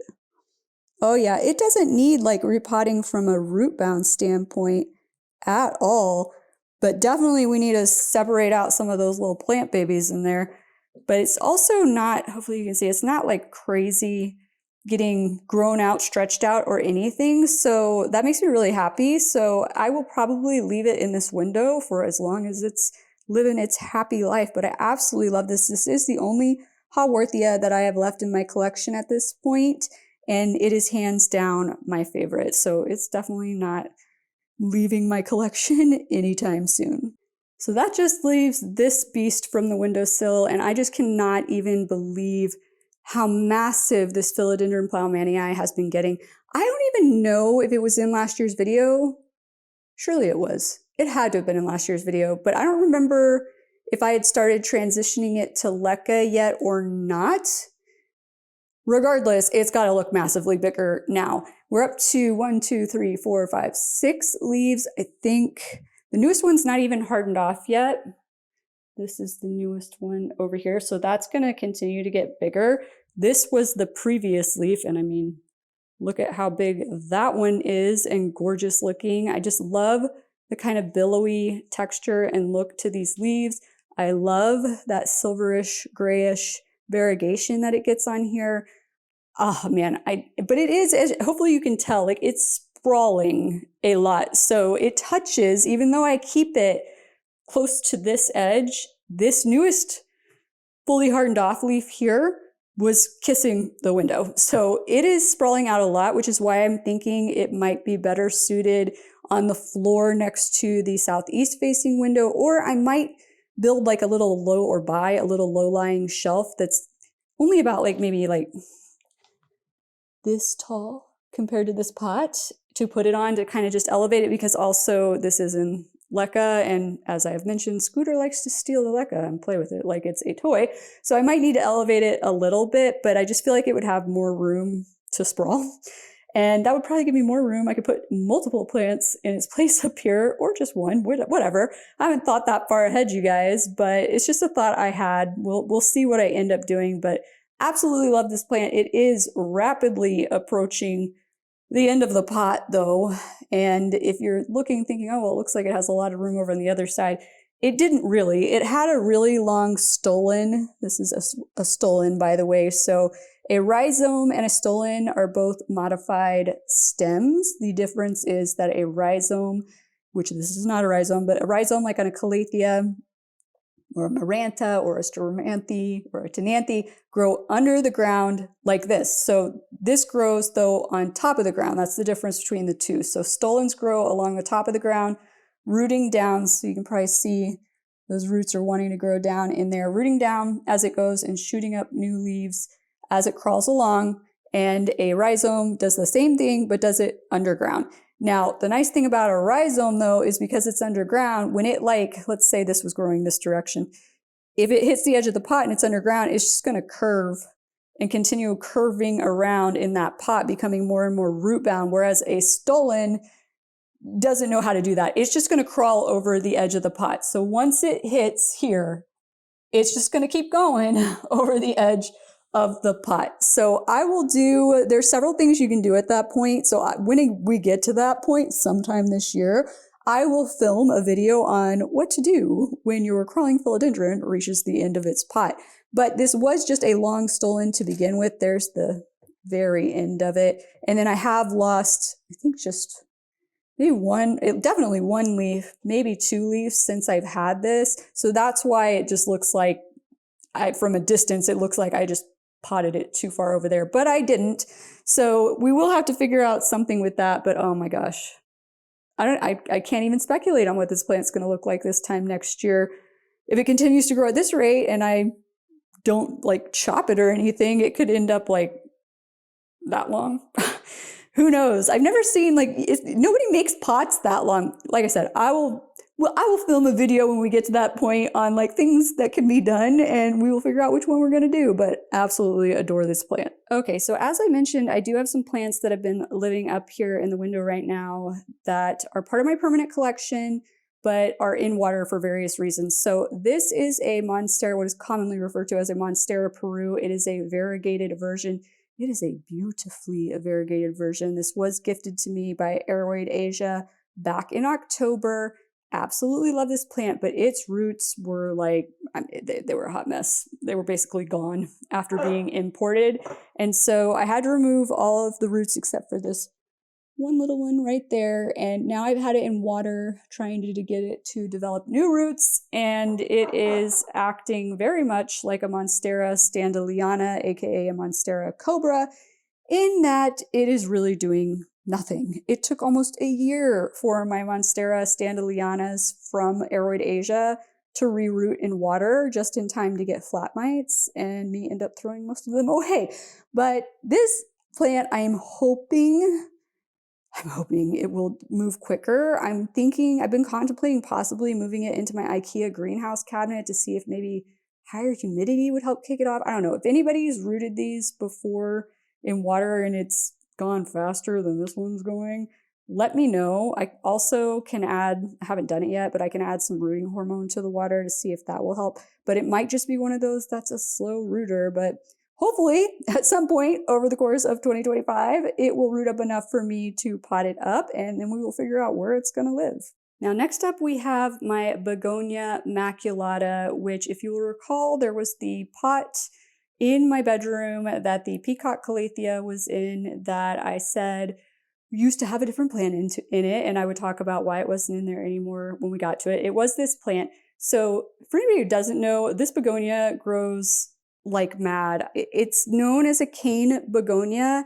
and bamboo is also a cane style plant, and this thing grows like as fast as like bamboo does. It just shoots up, and mine got so massive I kept having to trim it back.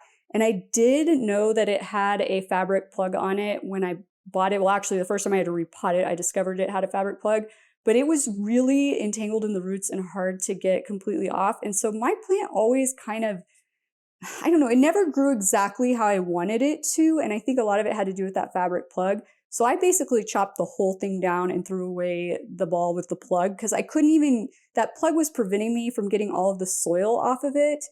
And so I was just kind of like, you know what, let's just restart it. And I wanted to try it in LECA. And I'm happy to report it's doing great in LECA. It has sprouted off another branch here. There's another branch starting off down there.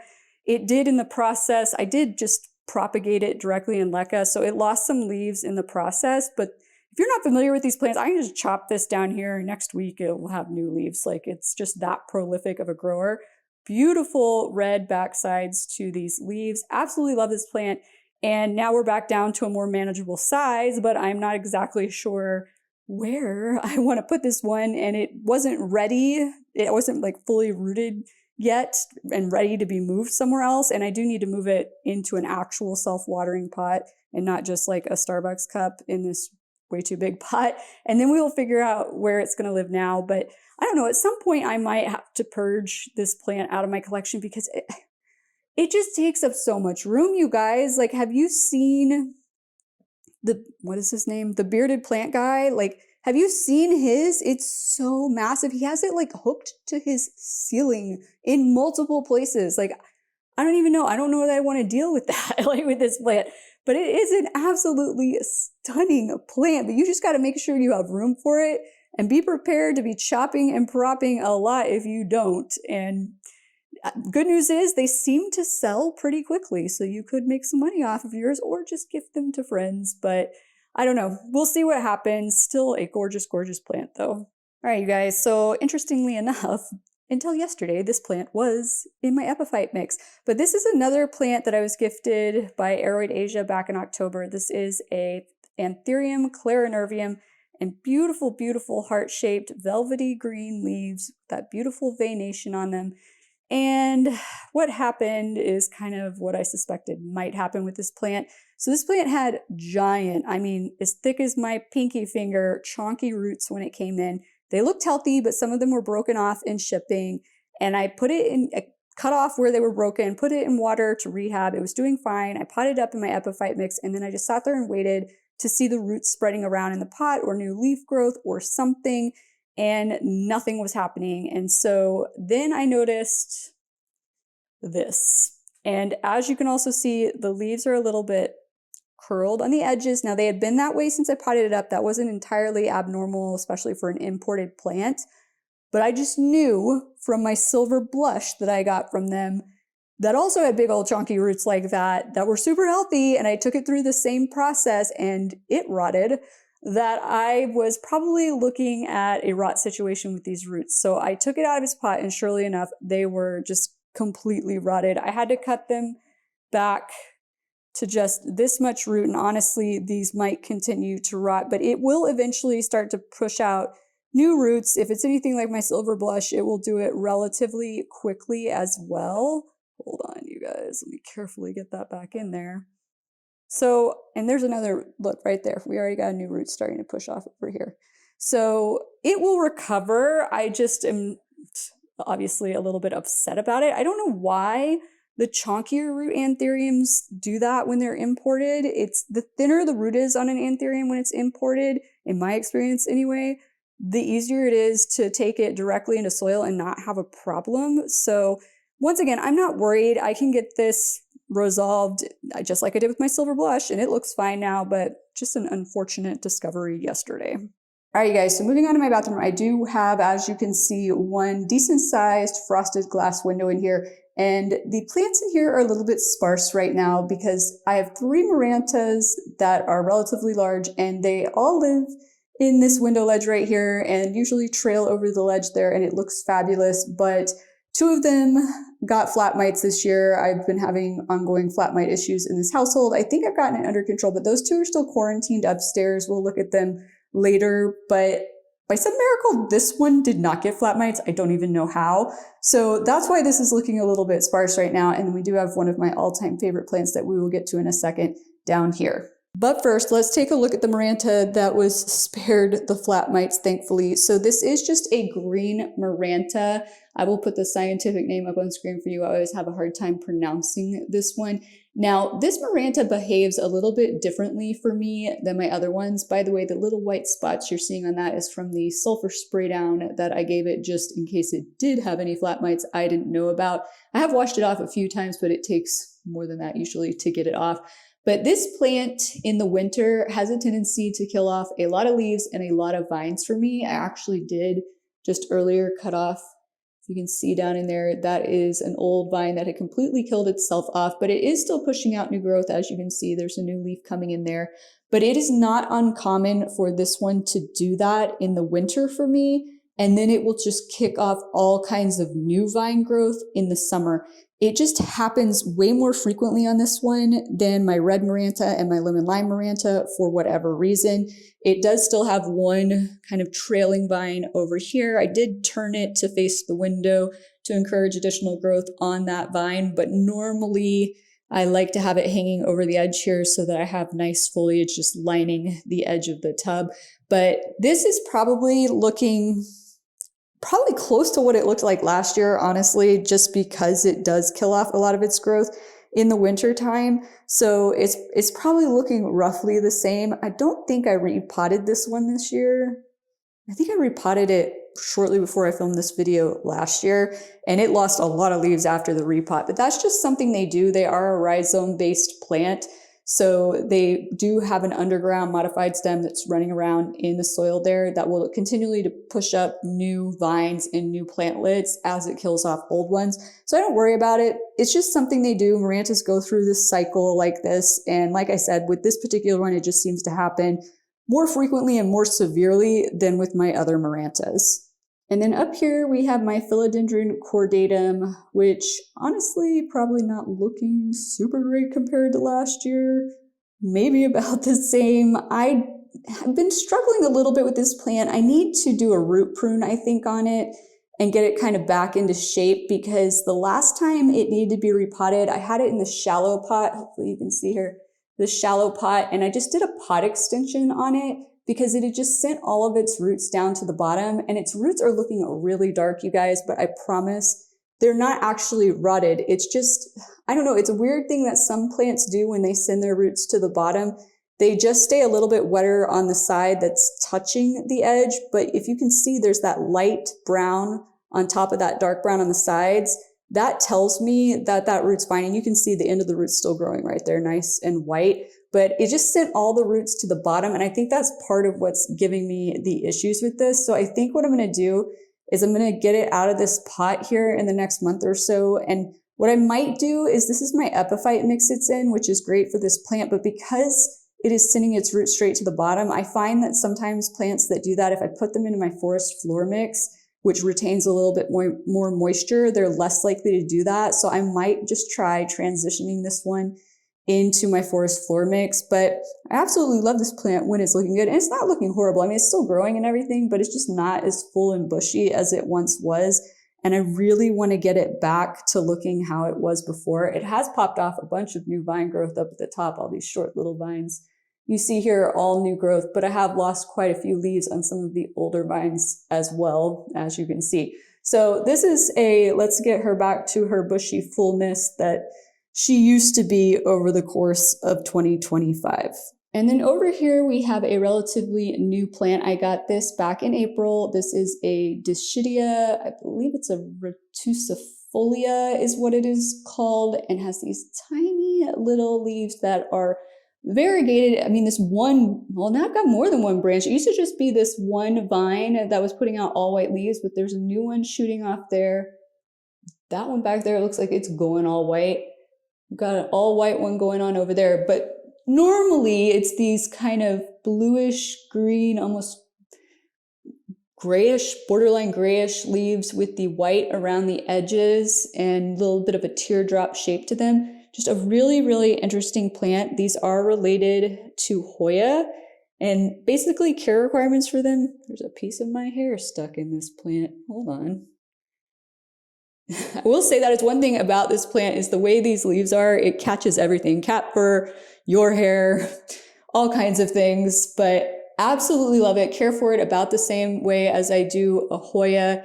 Loves living here next to this east-facing window. It's pumping off all kinds of new growth. Hopefully you can see sticking up there at the top. I do need to repot it because I did realize that it is a type of, there's 3 plugs in there, and they're not like the death plugs. They're a different type of plug that's not as bad, but it's still a different type of substrate than is around it. So I need to get this repotted sometime soon, and that so that it's not in 2 different types of substrate. But I did also recently discover some spider mites on this plant that I couldn't tell if they were dead or alive. I'm hoping they were dead.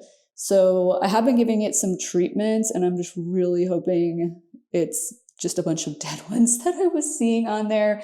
But I'm just going to stay on top of it, and I'll get it back under control. Now, my plan in this room, which I have not done yet, you guys, is to turn this into a planty wall. It is the perfect place for a planty wall. That is a project that I want to do in 2025. So definitely stay tuned for that one. But then over here, we have one of my all-time favorite plants. This is my Calathea White Fusion, or Fusion White, however you want to say it.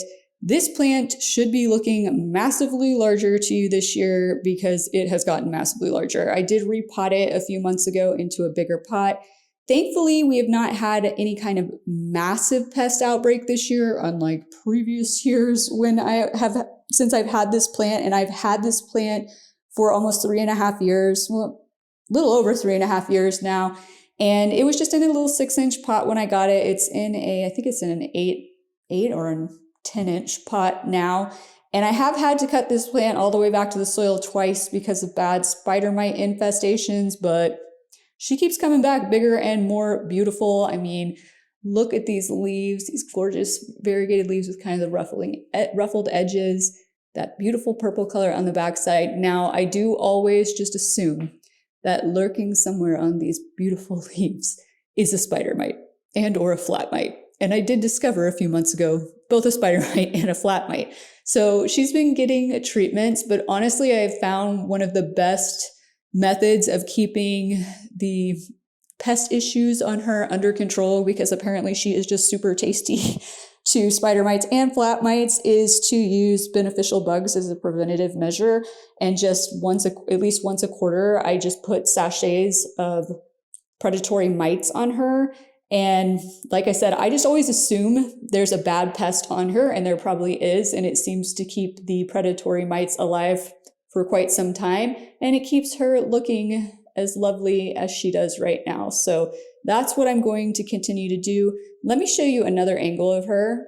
Okay, I just wanted to show her from the side because I think it might be a little bit more obvious how much bigger she's gotten over the course of this last year, but she is definitely gotten very large. She's kind of blocking the way to get into that one closet door. And unfortunately, my closet is not like, there's two doors. It's supposed to be like a his and hers. You can see through the center of the closet, but you can't walk through. So if I need to get in this closet, I keep opening the door into her. But I also recently got a taller plant stand, so it will come up to the edge of the tub here so that her leaves, like I can move her further this way so she won't be as close to the door. So that is a project that I will be doing in 2025 as well. Okay guys, we're upstairs now, and honestly I do not have a ton of plants up here, and I will explain why as we go along, but these are the only two plants, these are the only two plants in my permanent collection that live up here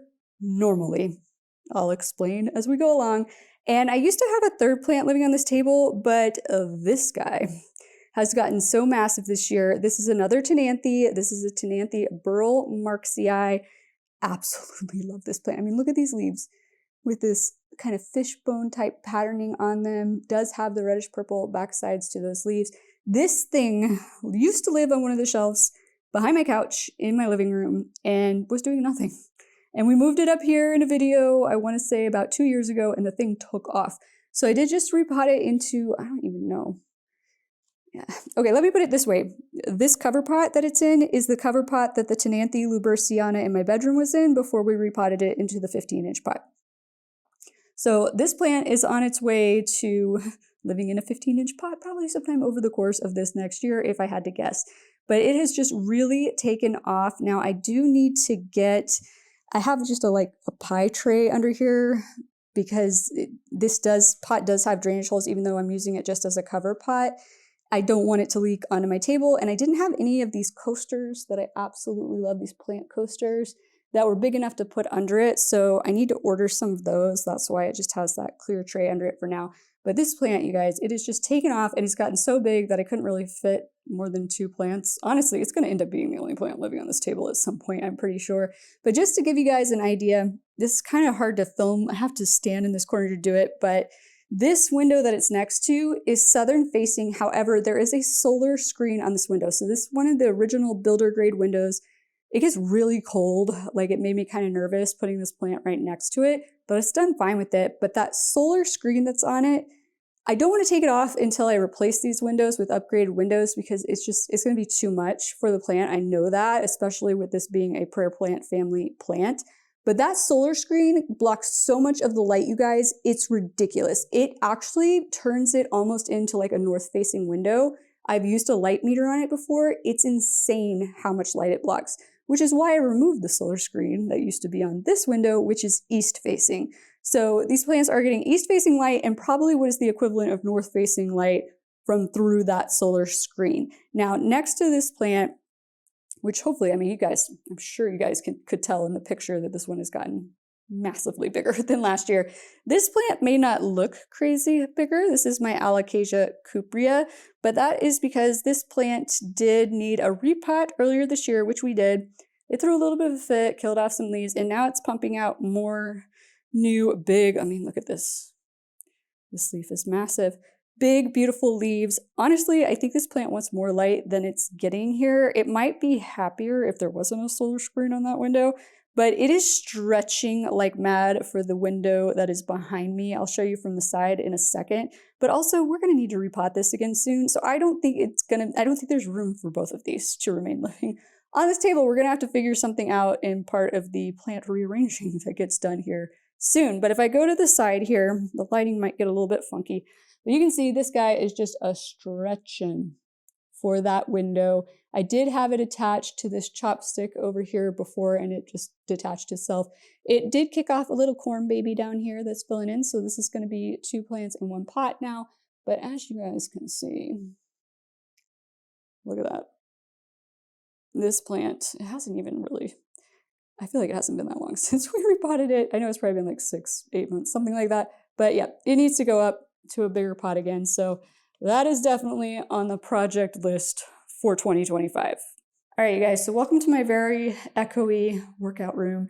And the last plants we have to look at today are up here. This has become my quarantine room for plants that are having problems. There are 2, as you can see, northern facing windows in here. They are highly unobstructed because we're on the 2nd level of the house at this point. And I removed, they didn't have solar screens on them, but they had fairly dark regular screens on the lower half. I did remove those because they were blocking a lot of the light. But this is where I take plants that have pest issues and whatever else to hopefully recover. Now, this is where my 2 other Marantas that were living in my bathroom are now living since trying to get the flat mite situation under control. And I'm happy to report that at least the lemon lime is starting to look a bit better, you guys. But real quick, the reason I don't have plants in the other rooms upstairs, there are 2 other bedrooms up here and a bathroom with a west-facing window.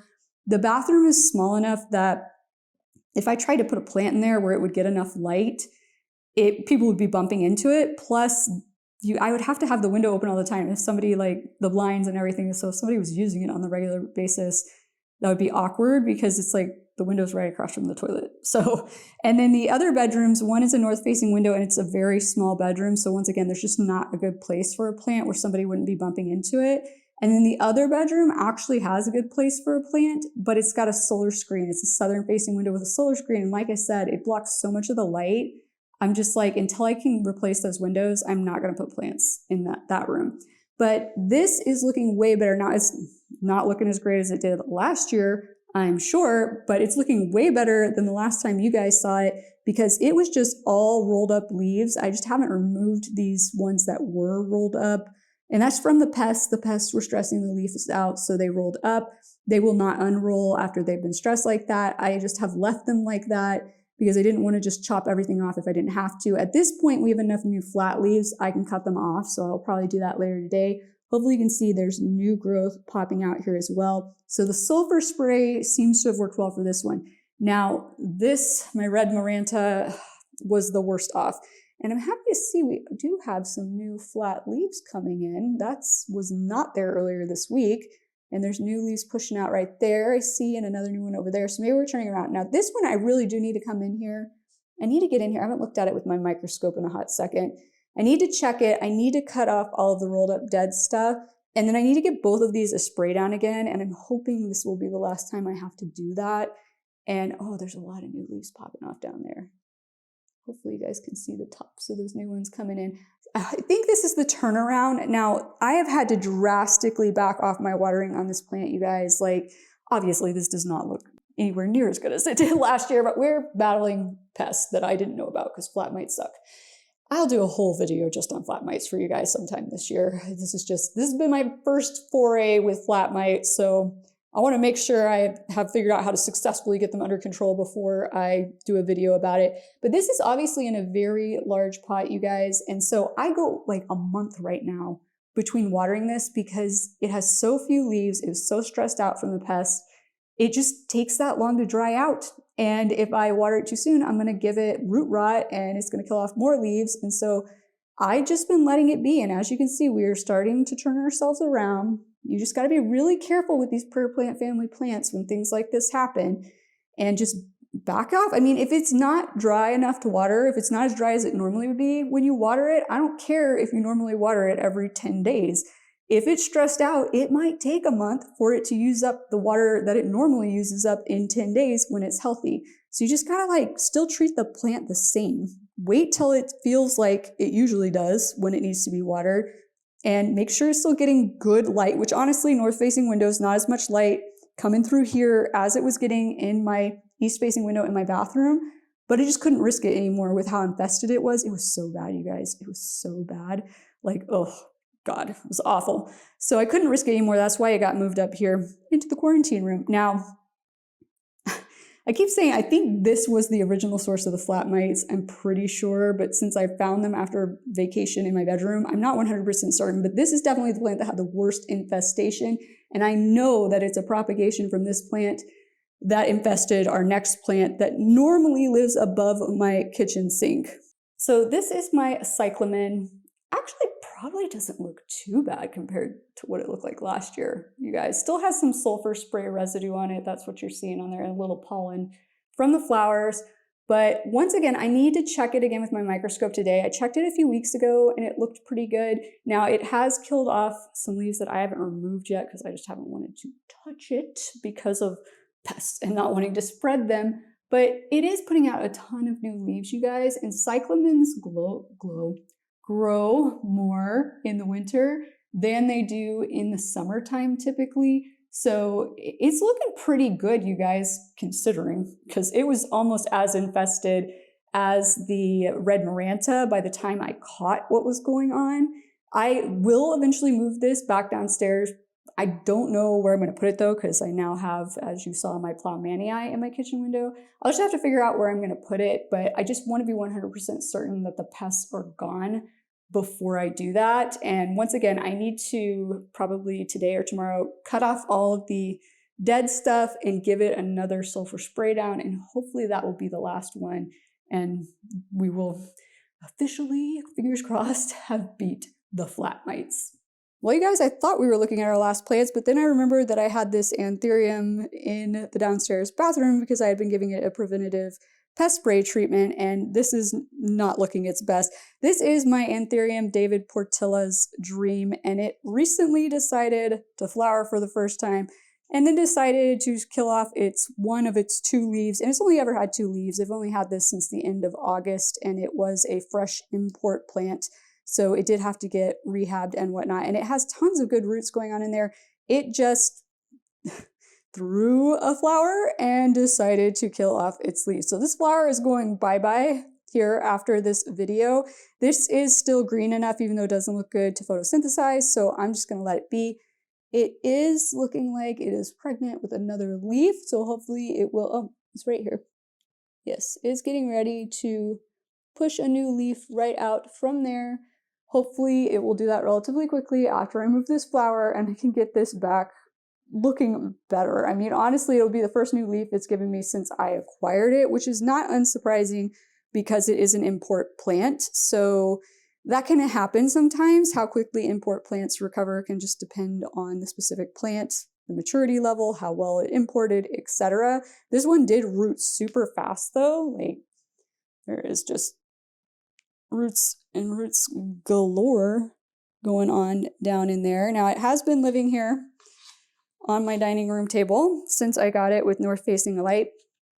Maybe I should try it somewhere with a little bit brighter light. I don't know. We'll see. Right now I'm going to try not to stress over it too much. We're just going to get that flower off of there and we will go from there.